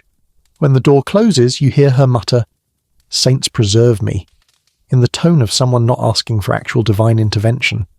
Up the street, you spot two older women sitting on a porch winding yarn. They greet you with nods and exchange a glance that carries decades of understanding. One says, the priests talk about sin, but we're the ones who hear their confessions before confession. Her friend snorts, and they always leave out the interesting parts. Second joke, soft, knowing, and safely PG-13. You stroll onward, noticing the odd, almost bureaucratic precautions clergy took to avoid being identified. Some wore travelling cloaks to disguise their robes, others waited until deep night, and a few pretended to be merchants. Except merchants usually had bags, and clerics usually had guilt. Guilt has a posture. You can see it from 50 paces. Down the lane, two workers stand by a window arranging candles. One grumbles, I wish they'd just walk in like everyone else. All this sneaking around makes me look like I'm part of a mystery play. The other nods, and they always ask if anyone from their parish is here. They share a moment of sympathetic eye-rolling, the universal reaction to customers who want discretion, but make it everyone else's problem. You hear footsteps behind you, soft, hesitant. A young cleric skulks past, clearly trying to blend with the shadows.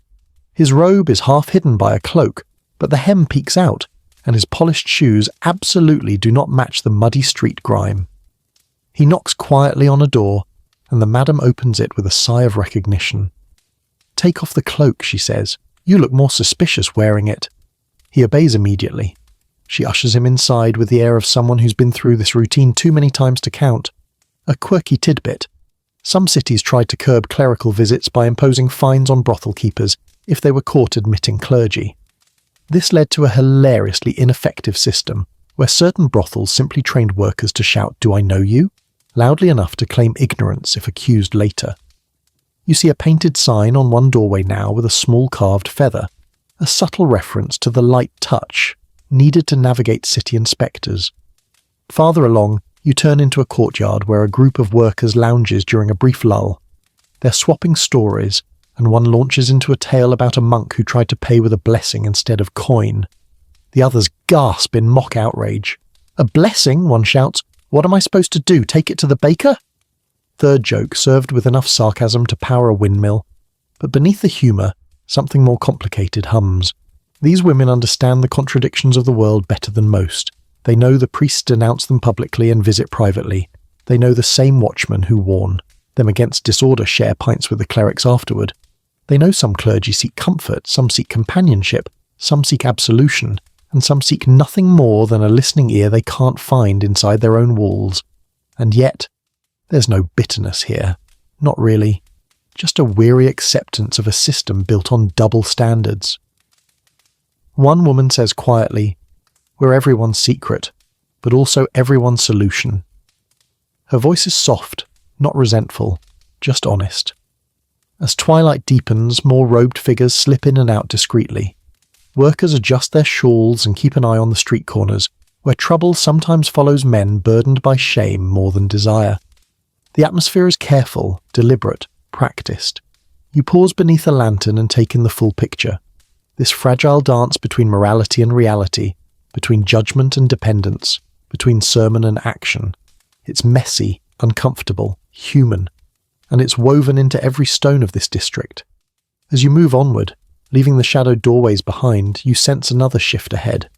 The road to the outer edges of the city, where some women don't stay in one place at all. You follow the lane as it curves toward the outer edge of the quarter, and suddenly the street feels different, roomier, breezier, touched by the wide breadth of the world beyond the walls. This is where the travelling workers come and go, the ones who never quite settle, who chase fairs, markets, pilgrim routes, and seasonal hotspots like migratory birds with more grit than wings. The city's heartbeat fades behind you, replaced by the rustling hush of carts loading, horses shifting, and travellers calling out final directions. A mainstream historical fact. Many medieval sex workers were itinerant, moving along trade routes to fairs like those in Champagne, or toward pilgrimage centres like Santiago or Rome. Their mobility wasn't unusual, it was often survival. Historians still argue whether travel improved a worker's independence or increased risks due to unfamiliar towns and harsher laws. In reality, it was both. Freedom with danger braided into every mile. You stop at a small open square where a half-broken fountain trickles water into a cracked stone basin. Several women sit on the fountain's edge, sorting belongings into bundles.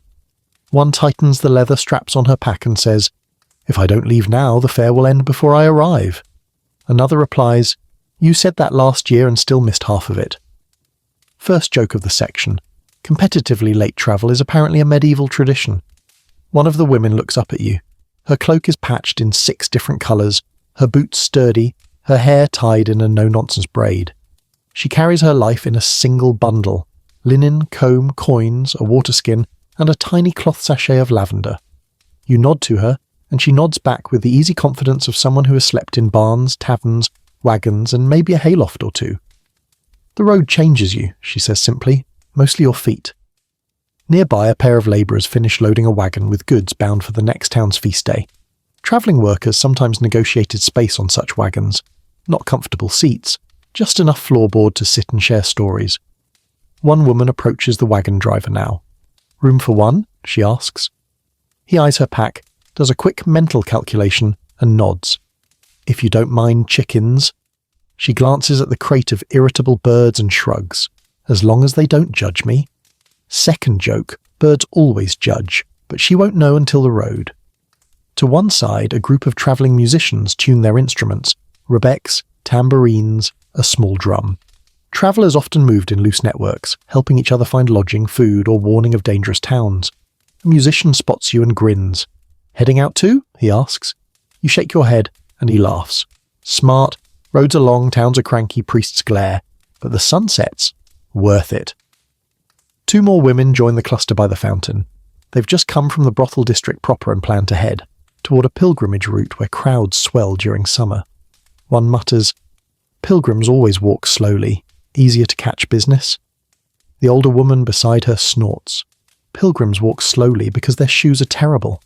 A practical explanation and a perfect third joke all in one. You wander toward a stable where a woman is negotiating with a stable boy about renting a donkey. The boy shakes his head aggressively. "This one kicks," he warns. She tilts her head. "At people or just at men?" The donkey flicks an ear and looks innocent. "Mostly men," the boy admits reluctantly. She brightens. "Perfect." A quirky tidbit. Travelling sex workers sometimes partnered with entertainers, traders, or even healers for mutual safety. Not formal partnerships, just loose arrangements, strength in numbers. You see that now as a small caravan forms, a woman with a pack, 2 musicians, a pot seller, a herbalist pushing a creaky handcart, and one very judgmental donkey. Before they leave, the travelling women gather to share advice with those staying behind. One says, "Avoid Westgate this season. The new priest hates laughter." Another adds, "If you reach the river town, find Clara. She'll feed you and tell you which streets are safe." Information is currency, and they spend it generously here. One younger worker lingers near the fountain, torn between staying in the district she knows and joining the caravan. She taps her fingers anxiously on her pack strap, then turns to a friend. "Do you think I'm ready?" she whispers. Her friend studies her, takes in the determined jaw, the worn boots, the patched cloak, and nods once. "You'll do fine. Just remember, trust your gut, trust your feet, and never trust stew you didn't watch being cooked." The younger woman laughs nervously but shoulders her pack. You watch her square her stance, take a deep breath, and step forward, joining the group as if she'd always belonged. The caravan begins to move, wheels creaking, boots crunching on gravel. A watchman makes a token appearance, squints at the group, and mutters, "Hope the road's kinder than this town." One of the musicians calls back, "We'll send you a postcard." The watchman frowns, because postcards won't be invented for centuries. They pass under the outer arch, disappearing into the long ribbon of road leading away from the city. You stand there a moment, listening to their voices fading, snatches of laughter, a donkey's offended bray, the soft jingle of tambourines. There's something bittersweet in it. The district you've been walking through is fixed in place, but these women carry pieces of it across miles, weaving its stories through distant towns. As the gate swings gently in the breeze behind them, you turn back toward the city. Another layer of the district waits: books, accounts, taxes, and the unromantic reality of money that kept these streets alive. You return through the gate and re-enter the district just as the afternoon light flattens into a warm bronze, soft enough to make even the most worn doorframes look almost dignified. The festival noise behind you fades, replaced by the steady, practical clatter that defines this stretch of the quarter. Quills tapping, coins clinking, ledgers snapping shut. If earlier sections were about life and movement, this one is about numbers, because nothing in the brothel district functioned without the constant hum of taxes, fines, rent payments, and municipal bookkeeping. A mainstream historical fact: brothels in many medieval cities were formerly licensed businesses. Florence, Nuremberg, Toulouse, Dijon, you name it, all kept meticulous financial records of the trade. Workers paid fees, brothel keepers paid rent and taxes, and the city collected revenue from both. Historians still argue whether this fiscal involvement reflected moral pragmatism or outright municipal profiteering. As usual, it's probably both. You reach a small square where a clerk sits on a 3-legged stool under a drooping canvas awning. His feathered cap lists dangerously to one side, and he wears the expression of someone who's been doing paperwork since sunrise and regrets his entire career path. On the table before him lies a stack of wax tablets, a small chest locked with 2 iron clasps, and a quill that desperately needs trimming. A brothel keeper approaches with a ledger tucked under her arm. She slaps it onto the table. The clerk opens it, squints, and mutters, "Ink again. Why is it always ink?" She raises an eyebrow. "Because numbers don't write themselves, Thomas," he sighs dramatically. First joke of the section. Medieval clerks were the original masters of bureaucratic melodrama. You watch as he inspects the ledger line by line, muttering under his breath. Rent due, fines paid, meal costs, laundry fees, lamp oil, more lamp oil, even more lamp oil. How much oil do you people use? The brothel keeper crosses her arms. Enough so you can see where you're going when you stumble in here after dark with your bad eyesight. He purses his lips but says nothing, because she is absolutely correct. Farther across the square, another clerk is dealing with a more contentious matter: late payment. A young worker stands stiffly while the clerk reads a list of fines she's accumulated, mostly small infractions for missed curfew, improper dress markings, or failure to appear for weekly health checks. None individually ruinous, but together they threaten her savings. She winces at each total, and her friend beside her mutters, "If the council gets any greedier, they'll tax us for breathing." Second joke delivered via frustrated solidarity. But it's not just fines. City governments loved categorising people and activities for maximum revenue. Some districts charged entry fees to brothels, others taxed bedding, still others taxed the madam per worker under her roof. You see evidence of this now as a clerk carries a stack of wooden tallies marked with notches, rent indicators for each building. He taps them against the railing, counting. 3 more payments this week, he murmurs, and if that innkeeper complains one more time, I'm charging him extra for my patience. Near the tallies, a brothel keeper sits with a different kind of record book, the house ledger. She flips through pages filled with neat looping script. Each line marks a worker's room fee, food share, clothing allowance, and any debt owed to the house. Some brothel keepers were notoriously predatory. Others were surprisingly fair. The one before you seems to be the latter. She frowns whenever she sees a worker's debt climbing and jots notes in the margins like, "Speak with her," or "Reduce fee." Her pen scratches gently, almost kindly. You step into a dim building nearby where a tax collector is counting coin into a metal tray. He sorts them by type. Silver pennies, bracteates, clipped coins, and local tokens from taverns or guild halls. The collector taps each one for authenticity. Tap, tap. Pause. Tap, tap. "I swear," he grumbles, "if I find one more shaved coin, I'll complain loudly to someone." His assistant, half his age and twice his patience, whispers, "You say that every day." The collector sighs. Third joke. Medieval tax collectors threatened exactly 0 people, but loudly threatened the concept of being upset. You wander back outside, where a pair of workers sit cross-legged on the ground, counting their own wages. They whisper numbers, carefully arranging coins into piles: rent, food, clothing repairs, savings. One woman tucks a coin into her shoe, explaining, "If you hide money in your dress, someone will find it. If you hide it in your shoe, only you have to suffer for it." She wiggles her toes with a grimace. Worth it. A quirky tidbit. Some women use tiny cloth pouches sewn into the hems of their skirts to hide emergency coins. You spot one now as a worker adjusts her hem, and a faint metallic clink gives her away. She glances around to see if anyone noticed. You pretend you didn't. As the afternoon heats the cobblestones, the clerks finish their rounds. Ledgers close, wax tablets snap shut, lockboxes clink, rent is collected, fines are tallied, taxes vanish into the sacks carried by officials with suspiciously swift escape routes. But the district's internal economy is equally vibrant. Workers lend coins to each other, madams front costs for clothing, tailors run tab accounts, taverns trade meals for favours or gossip, herbalists barter treatments for laundry help. Money circulates here with a mix of calculation and trust, sometimes too much trust, sometimes too little. You pass a table where 2 women are playing a game with pebbles, counting and exchanging them as if practicing their sums. One says, "If only pebbles paid rent." The other replies, "They do, if you throw them at the landlord." You snort. She grins. As the shadows lengthen, you feel the weight of the district's invisible foundation. Like any bustling ecosystem, it survives through constant accounting, by city officials, by brothel keepers, by the women themselves. Every candle burned, every meal shared, every coin exchanged shapes the rhythm of life here.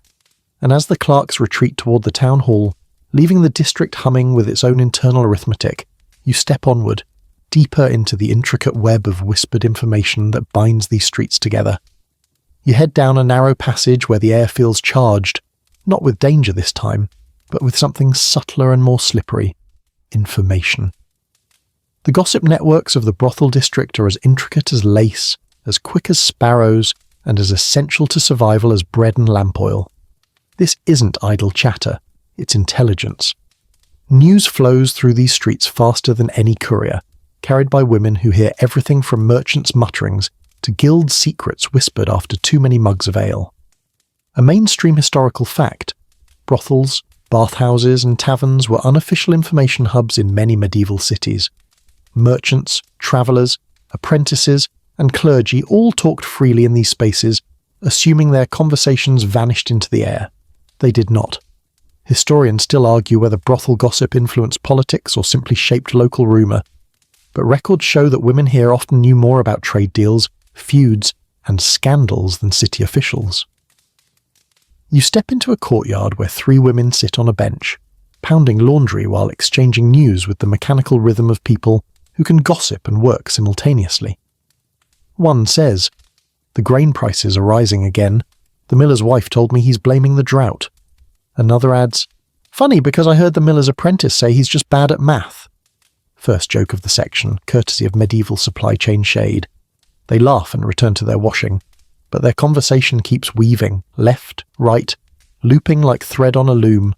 They discuss a merchant arrested for short-weighing spices, a tailor who ran off with a travelling dancer, an innkeeper who secretly waters down ale and pretends it's new recipe. All tidbits gathered from half a dozen homes, taverns and bathhouses. You walk past an open window where a woman is sewing by the light of a large, uneven candle. She's listening more than working. Inside, 2 customers speak freely, too freely, about a guild dispute involving stolen tools and unpaid debts. She keeps her head bowed, but you can tell she's absorbing every word. When the men leave, she leans toward the doorway and whispers to a friend, "The carpenters are about to tear each other apart." Her friend grins. "Good. Maybe then they'll pay attention to the crooked stools they keep making." As you move along, you notice how information threads through daily rituals. At the water barrel, women trade the latest market gossip. At the baker's stall, they gather news about shortages or shipments. At the bathhouse, customers mutter secrets into the warm steam. And workers remember all of it, not because they're prying, but because knowledge is armour. A quirky tidbit. In some cities, brothel workers were known to warn officials when dangerous strangers arrived in town. Not formally, just casually, like one woman dropping a hint to a watchman she trusted. You see this play out now as a woman calls to the watchman passing her door. Tall man, red cloak, scar across his cheek, keeps asking odd questions about the moneylenders. The watchman nods slowly, filing it away. Their exchange is brief, professional, and entirely unrecorded. You continue down the lane until you reach a low building that once served as a storage shed and now functions as the district's unofficial newsroom. 4 women sit around a rough table sorting through the day's information, the way merchants sort through goods. One woman taps her fingers on the table. "The cloth merchant is raising prices. Bad for us." Another leans forward. "The new priest? Rigid. No exceptions on holy days." A third pipes up. "The bathhouse owner is hiring extra staff for festival week." The final woman lifts her chin proudly. "And guess who knows the schedule of the beer deliveries?"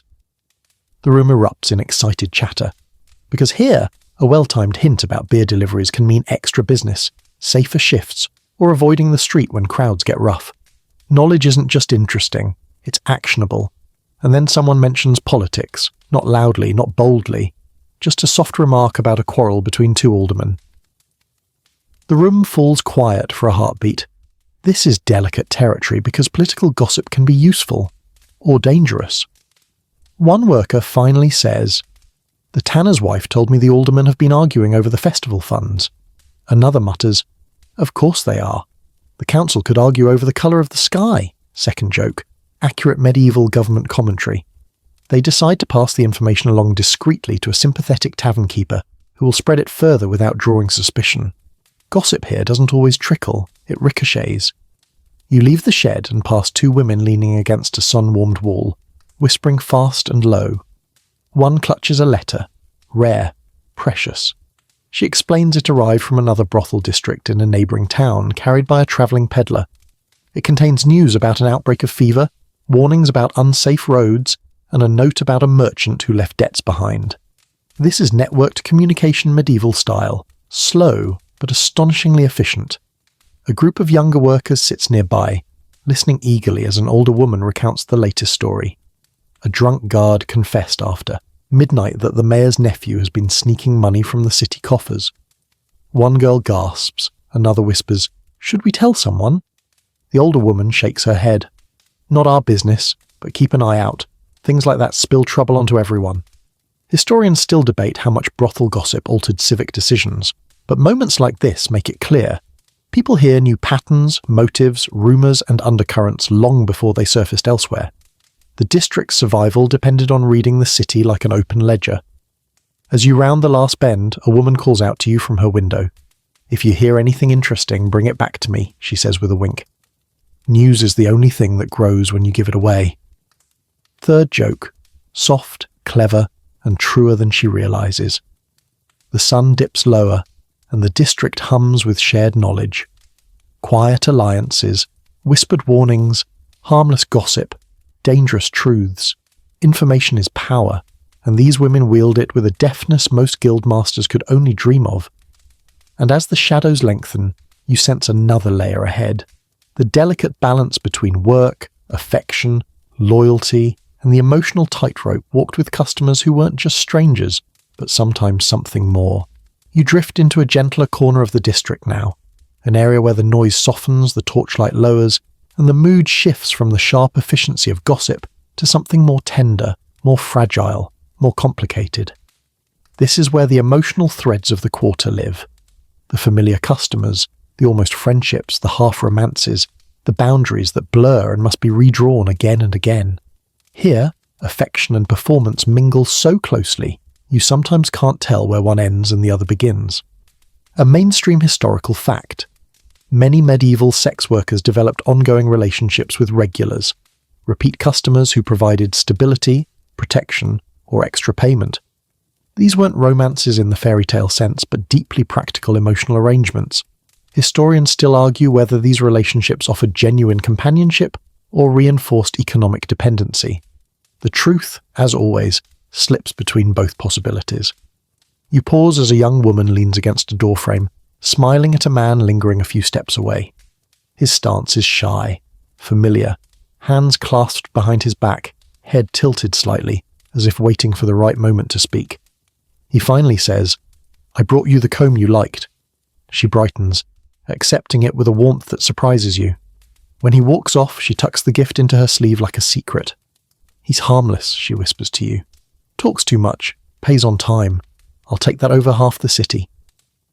First joke of the section, delivered with the world-weary wit of someone who knows the math of affection. As you continue, you overhear two workers talking quietly while braiding each other's hair. One confesses she's grown fond of a fisherman who visits twice a month. "He tells me about the sea," she says softly. "Makes me feel like I've been somewhere." Her friend hums. "Does he bring fish?" The first woman rolls her eyes. "Yes," the friend shrugs. "Then keep him around." Affection here is often practical, but not always shallow. There are real connections, real conversations, real sighs of relief when a familiar face appears at the door instead of a drunken stranger. Yet the lines are always shifting, always guarded. You turn down a narrow walkway where a brothel keeper sits on a stool mending a cloak. She glances up and says, "Most trouble in this district comes from feelings, not fists." You raise an eyebrow. She elaborates. "A man thinks he's in love. A woman thinks he'll keep promises. Someone forgets this is a business. Someone else remembers too sharply." Her voice carries the weight of years. She threads her needle, ties a knot, and adds, "Hearts make lousy accountants." Second joke, courtesy of hard experience. Inside a dim room, you spot a man sitting on a low bench talking earnestly to a woman who's clearly exhausted. He gestures dramatically, telling a long-winded story about a mule that refused to cross a bridge. She listens with the polite affection of someone who's heard this story, and this man, many times before. After he leaves, she chuckles and says, "He pays me to talk because his wife is tired of hearing him." She doesn't sound cruel, just amused at the complexities of people. Some regulars bring gifts, simple ones like ribbons, bread, apples, or scented oil. Others bring gossip or jokes. Some pay extra for kindness. A few, embarrassingly earnest, try to promise the world. Workers tread carefully with those men. Too much encouragement can breed obsession. Too much distance can breed resentment. A quirky tidbit. In some towns, brothel workers maintained fools' ledgers, informal lists of men who claimed they'd rescue them from the district but never followed through. You see evidence of this now as two women giggle over a makeshift ledger drawn on scrap parchment. Martin said he'd marry me after harvest, forgot by Monday. Edwin promised new shoes, brought a turnip instead. You stroll onward and pass a woman sitting by the window embroidering a handkerchief with small, even stitches. She pauses and says, "He'll pick this pattern apart in 2 days. He always does, but he likes the gesture." You sense tenderness there, measured, cautious, real, but affection can also turn sour. Ahead, a woman vents to her friend. "He thinks paying twice makes him my husband," her friend snorts. "Twice? Please, that buys one conversation and half a loaf." They both laugh, but you hear the underlying warning. Boundaries matter here. They must. You watch as a man knocks on a door only to be greeted with a calm but firm refusal. "Not tonight," the woman says. "Not anymore." Her tone is steady, resolute. He hesitates, but ultimately nods, stepping back with surprising grace. Not every story ends in drama. You pass another house where a more complicated scene unfolds. A man, clearly infatuated, tries to hand a worker a purse of coins. She shakes her head. "No, that's rent money. Your children need shoes," he insists. She steps closer, places his hand over the purse and whispers, "Your wife will smell the lie on you before I do." He still hesitates. She gives him a soft smile. "Go home." He leaves, shoulders heavier but steps steadier. Historians still argue how much emotional labour brothel workers provided. Conversation, comfort, validation, counsel. You see it clearly now. These women navigate affection with a precision that would put diplomats to shame. As evening deepens, you notice a pair sitting under a lantern, heads bowed together. She's laughing, genuinely, and he's listening with breathless attention. Are they in love? Maybe. Maybe not. Maybe it's one evening of warmth, one night of understanding. Maybe it's just a moment. Your third joke comes when a passing woman mutters to you, "Love is like stew. Better warm. Terrible when reheated." Then she adds, "And someone else always eats the good bits first." As you leave this quieter, more intimate corner, you feel the emotional complexity of the district settle into your bones. This isn't simply work. It isn't simply performance. It's a landscape of human needs, affection, stories, tenderness, boundaries, managed with remarkable sensitivity by women who understand hearts better than most. Ahead, the district softens further into an evening of quiet domestic tasks. Sewing, storytelling, candlelight. A gentler world awaits. The evening deepens into that warm amber softness that settles over the quarter, like a comforting shawl. The festival noise has thinned to a distant murmur, the sharper tensions have eased, and the district exhales into its gentler routines. The quiet hours when the world shrinks to small comforts, needlework, shared stories, warm food, and the rustle of fabric drying on lines strung between leaning buildings. This is the softer side of the district, the part most people never imagine, where life feels less like survival and more like something resembling home. You drift into a narrow corridor between houses where clotheslines stretch above your head like a web of fluttering flags. Linen shifts in the breeze. Shirts, aprons, shawls, the occasional mismatched sock. A woman on a wooden stool below gives one particularly rebellious sheet a swat. "If this thing blows off again," she mutters, "I'm sewing rocks into the hem." First joke of the section. Historically accurate solution? No. Emotionally satisfying? Absolutely. You follow her gaze upward as another woman leans out a window to pin a damp scarf to the line. She hums a tune that repeats the same 4 notes in soothing loops. This is the hour when washing is finally done and the day's damp fabrics catch whatever warmth remains.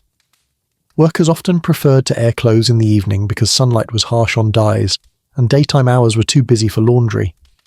As the linens flutter, the whole alley smells of soapwort and lavender water. Faint, clean, comforting. Farther along, you step into a courtyard where a group of women sit in a loose circle around a low table. Candles flicker, their flames wobbling in the breeze, illuminating faces softened by fatigue but buoyed by companionship. Someone ladles warm bean stew into wooden bowls. Another woman passes around a plate of hard cheese, slicing slivers with surprising generosity for something so precious. Brothel districts weren't wealthy, but shared meals were social anchors, small routines that reminded everyone they belonged somewhere. A mainstream historical fact, many brothel communities functioned like households, with workers cooking, sewing, and maintaining living spaces together. These domestic rhythms mattered as much as the nightly labour. Historians still argue whether these shared routines fostered genuine sisterhood or were simply practical necessities in crowded housing. Truthfully, it's hard to separate the two. As you approach the table, someone calls out, "Sit if you're staying, stand if you're lurking, you sit." They hand you a bowl that smells comforting if slightly oversalted. One woman raises her spoon and declares, "May the stew be thick and the bread be softer than my patience." The group chuckles. Second joke, served steaming hot. After dinner, the women drift into small tasks. One pulls out a basket overflowing with clothes in need of mending, torn seams, stretched sleeves, hems wearing thin. Her needle darts through fabric with the speed of someone who could do this in her sleep, and probably has. Another woman works on darning a sock, muttering, "If this hole keeps growing, it'll be a sock-shaped window." Sewing isn't just necessity, it's social. The women trade stories as they stitch. One describes a terrible lute player from last night. Another recounts a visiting pilgrim who got lost twice in the same alley. A third insists she saw a goose chase a grown man into a tavern. The group laughs so loudly you worry they'll wake the next street over. Nearby, two younger workers kneel together over a piece of charcoal and parchment. One sketches a lopsided cat. The other squints. "Is that a cat or a dragon?" the artist huffs. "It's a cat having a bad day." A perfectly acceptable answer, and your third joke of the section. In the far corner of the courtyard, a pair of musicians, neighbours rather than customers, arrive with a rebec and a small drum. They play softly, more lullaby than performance. The notes dance gently in the air, weaving around the conversation. Music isn't always lively here. Sometimes it's simply another kind of stitching, pulling threads of calm through the evening. You follow a few women into the common hall where the atmosphere shifts into something even more peaceful. A small hearth glows in the corner. Someone throws on a handful of dried rosemary, and the room fills with earthy warmth. A handful of workers curl under blankets, taking a brief rest before the night grows busy again. Some close their eyes, others whisper quietly. In one corner, an older woman tells a story to two younger ones, something about a night long ago when a travelling poet lost all his verses and pretended it was experimental theatre. They giggle, leaning close as she embellishes each detail with dramatic hand gestures. Storytelling is a pastime and a balm, a reminder that life is more than rules and risks. A quirky tidbit. Some brothels kept small communal chests of odds and ends, scraps of cloth, mismatched buttons, ribbons, stray beads, so women could craft trinkets, hair ties, or small decorative charms. You see one now, a wooden box overflowing with colourful remnants. One woman chooses a scrap of blue fabric to braid into her hair. Another picks out a bead shaped like a tiny bell. The chest is a miniature treasure trove, holding nothing of monetary value but everything of emotional importance. As you walk again through the quieting courtyard, a woman sits alone on the steps knitting what appears to be a very lumpy scarf. She holds it up and groans. Why does it keep getting wider? A friend passing by says, "Maybe it wants to be a blanket." They both laugh softly. Clotheslines sway overhead. Music drifts faintly. Needles whisper through cloth. Someone yawns loudly enough to make the cat on the stoop glare in offence. The softness of the hour settles warmly around you. Historians still argue whether brothel living arrangements were chaotic or orderly, cold or communal. Standing here, watching the district settle gently into the evening's quieter routines, the answer becomes clear. They were homes, imperfect, lively, tired, stitched together by practical tasks and shared warmth. As you move toward the next lane, the calm lingers like a comforting hand on your shoulder. But beyond this domestic lull lies another truth. Not every night stays gentle. Trouble comes uninvited, and the district knows how to brace for it. You leave the warm glow of the courtyard behind, stepping into a part of the district where the light thins and the air feels taut, as if the buildings themselves are bracing.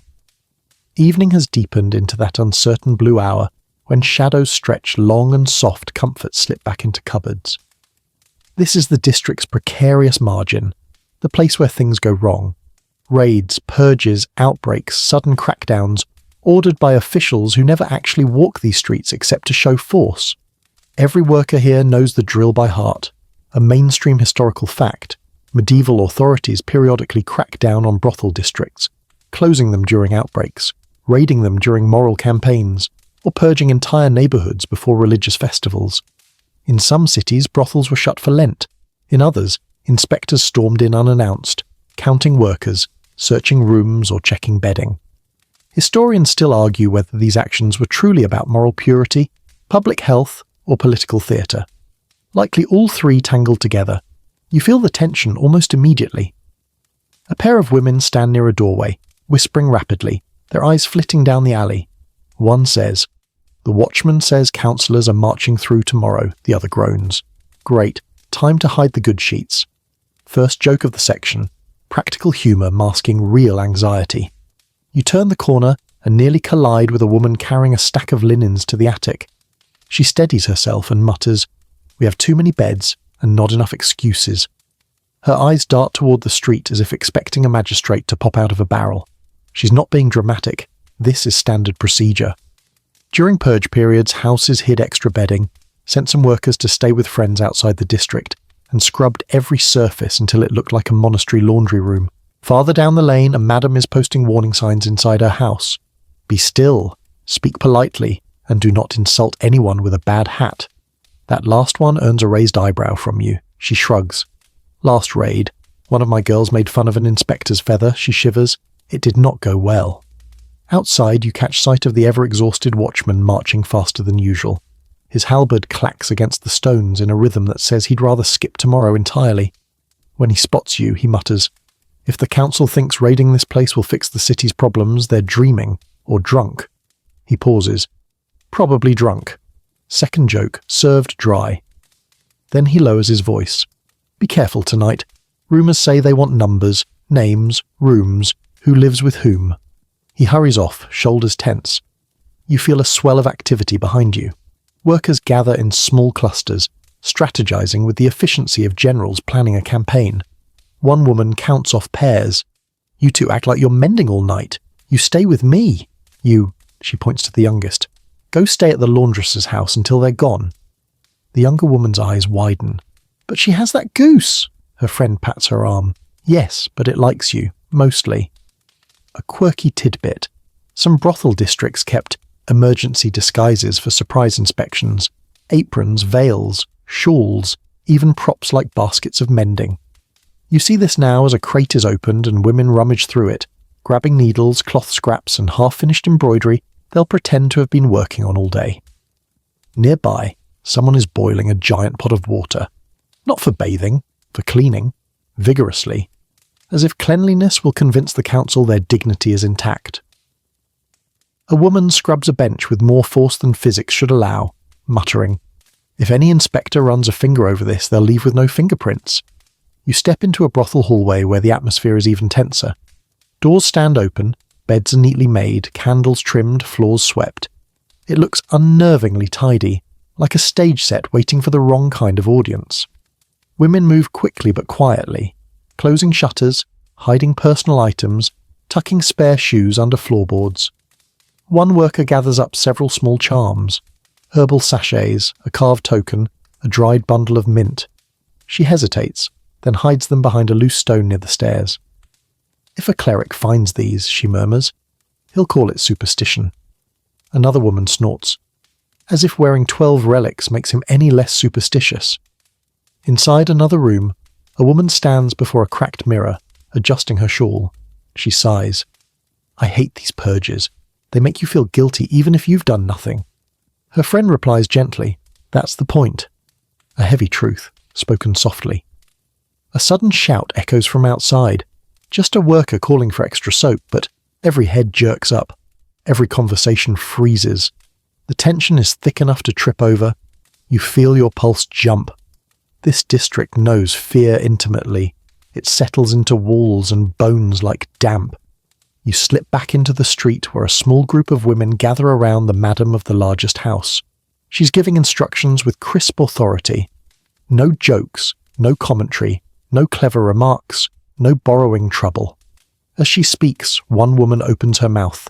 The madam glares. No remarks from you especially. Third joke, stern but affectionate. Down the street, a sudden bell clangs.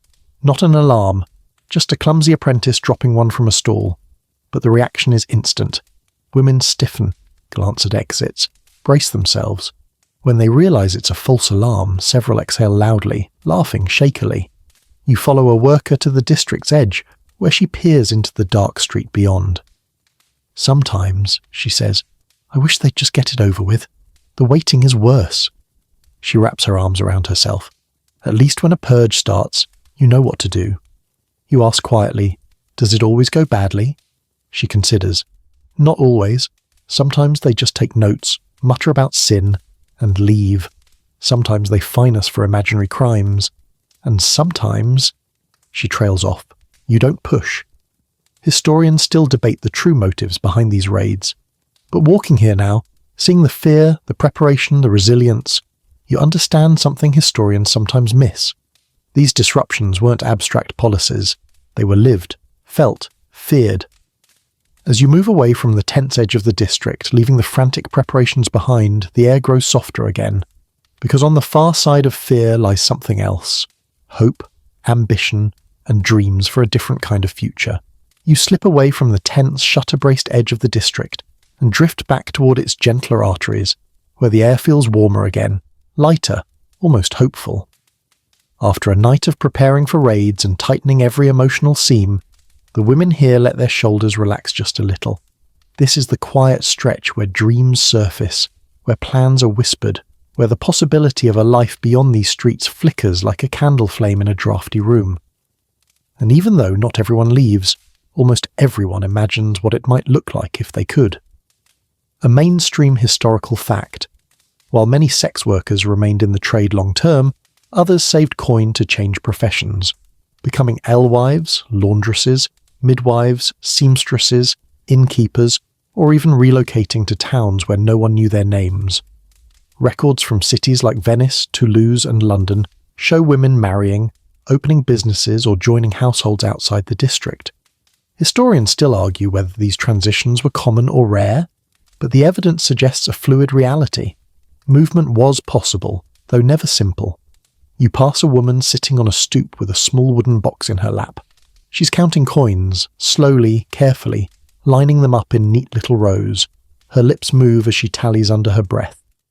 When she notices you watching, she lifts the box and says, "Grand escape plan." You raise an eyebrow. She grins. Not escaping the city, just escaping this street. First joke of the section, delivered with a shrug and a spark of determination. She explains she's saving to rent a tiny stall in the market where she'll sell ribbons and lace. People always need ribbons, she says. For weddings, for festivals, for pretending their hair isn't doing whatever that is. She gestures to her own windblown braid, which seems to agree. A little farther down, you spot two women perched on a low wall, deep in conversation. One kicks her heels idly while confessing a dream of opening a tavern someday. Not a fancy one, just a place where the ale doesn't taste like regret. Her friend laughs. "You'll need good customers," the first woman shrugs. Or just customers who can't taste anything after the second mug. Second joke. Practical business model. As you walk, you sense the subtle networks beneath these aspirations. Women share saving strategies, warn each other about predatory lenders, trade tips about cheaper rents outside the quarter, and sometimes pool coin to help one of their own leave. They plan with caution and hope braided together. A quirky tidbit. Some brothel districts kept unofficial future funds, small boxes where workers tossed extra coins when they could, later used to help a woman start a new life. The practice wasn't universal, but where it existed, it was cherished proof that mutual aid ran deep. You see a hint of this now as a group of women discreetly hand off a small pouch to one of their friends. She blinks, surprised. "For your sewing stall," one whispers. The recipient's eyes shine. You wander past a window where a woman sits mending a sturdy cloak, a practical garment, the kind worn on the road. She hums softly, stitching with slow precision. When she looks up, she tells you she's planning to leave at winter's end. Going to the river towns, she says. They say you can start new there if you arrive with nothing but a decent cloak and a stubborn heart. She pats the cloak. I've got one of those. Inside a nearby doorway, a small group of workers sit cross-legged on the floor, surrounded by scraps of cloth and thread. They're helping one of their own sew a better dress. Modest, dark wool, suitable for work outside the district. If she looks the part, one says, she'll get hired faster. Another adds, and if she doesn't like the shopkeeper, she has a very good glare. They all laugh. You keep moving and eventually reach a quiet rooftop accessible by a narrow creaking ladder. A young woman sits there alone, legs dangling over the edge, staring at the stars beginning to appear.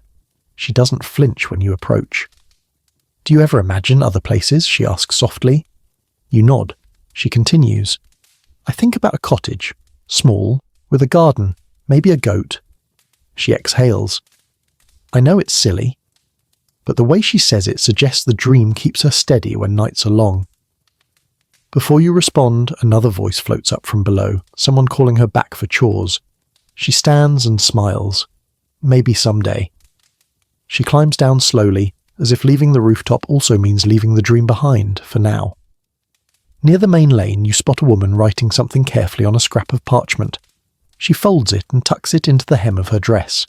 A letter, you ask. She shakes her head. Instructions, she leans in.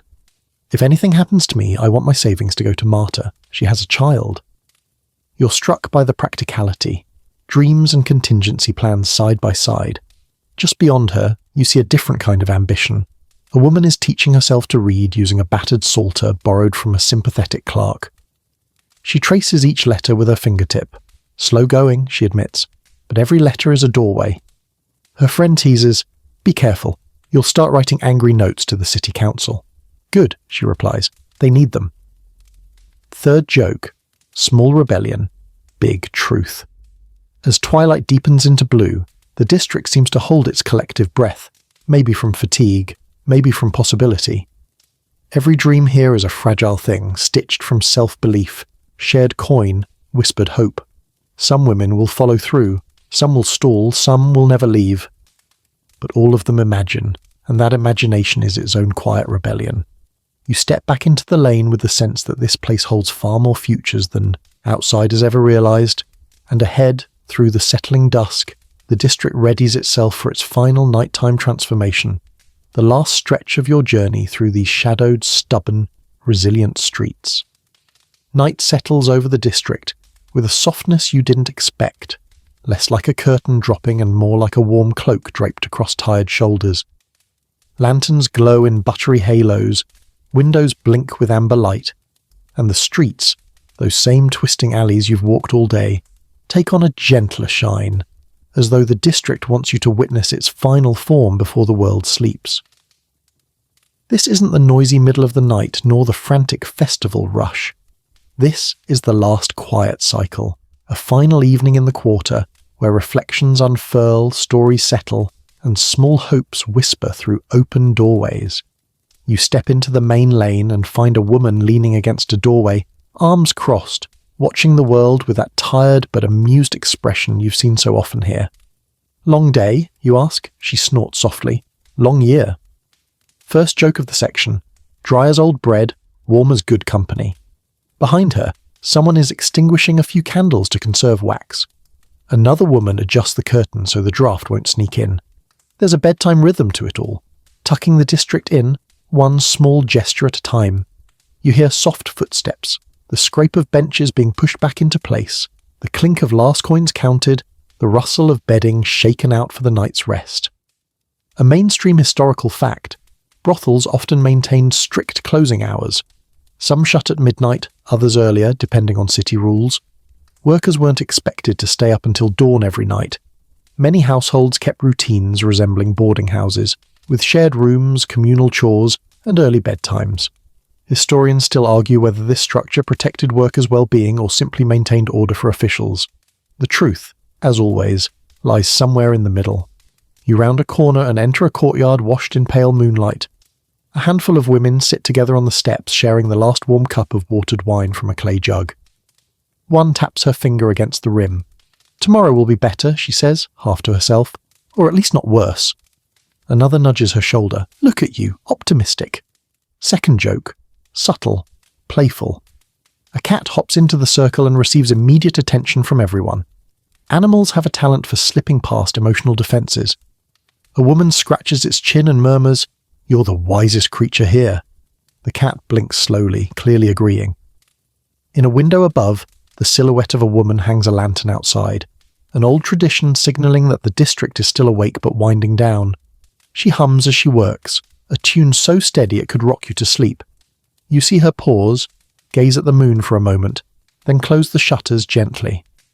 Farther down the lane, you find two women folding linens in near silence. Sleepy, slow movements, the kind people make when their bodies are begging for rest. One yawns so wide she almost loses her grip on the sheet. The other chuckles, "Careful, I don't want to pick you up off the floor tonight." Third joke, soft, sleep-drenched. You wander into a common room where the hearth glows with dying embers. A few women rest on cushions, their heads lean together in exhaustion. One traces idle shapes on the table with her fingertip. Another murmurs a half-finished story. The day's noise is gone, only the soft hum remains. A quirky tidbit. Some brothel districts enforced quiet hours at night. Not for moral reasons, but because neighbours complained about noise. You hear that enforced hush now. No singing, no shouting, just the occasional creak of a settling beam. Near the back wall, an older woman wraps a woolen shawl around herself and begins her nightly ritual of checking every door latch. "Old habit," she says when she spots you watching. "Seen too many surprises." You nod. The district has taught you that safety is never assumed. Always built, always guarded. Outside again, the festival music has finally quieted. The watchman you've seen all day trudges by, offering a small nod. "Almost done," he mutters. You almost hear relief in his voice. Ahead, lanterns dim one by one. Women retreat behind curtains. The district exhales, slow, heavy, ready for sleep. And as the streets empty, you find yourself walking alone beneath the soft glow of moonlight reflecting off worn cobblestones. You pause and take in everything you've seen. The routines, the dangers, the jokes, the tenderness, the contradictions, the dreams. The behind-closed-doors reality the world rarely noticed. These women lived not just through labour, but through laughter, resilience, community, holding each other up when rules, raids, and everyday survival pressed hard. Historians still argue what this district meant to medieval society. A moral failing, a necessary institution, a source of revenue, a paradox. But standing here, you understand something deeper. It was a place of humans.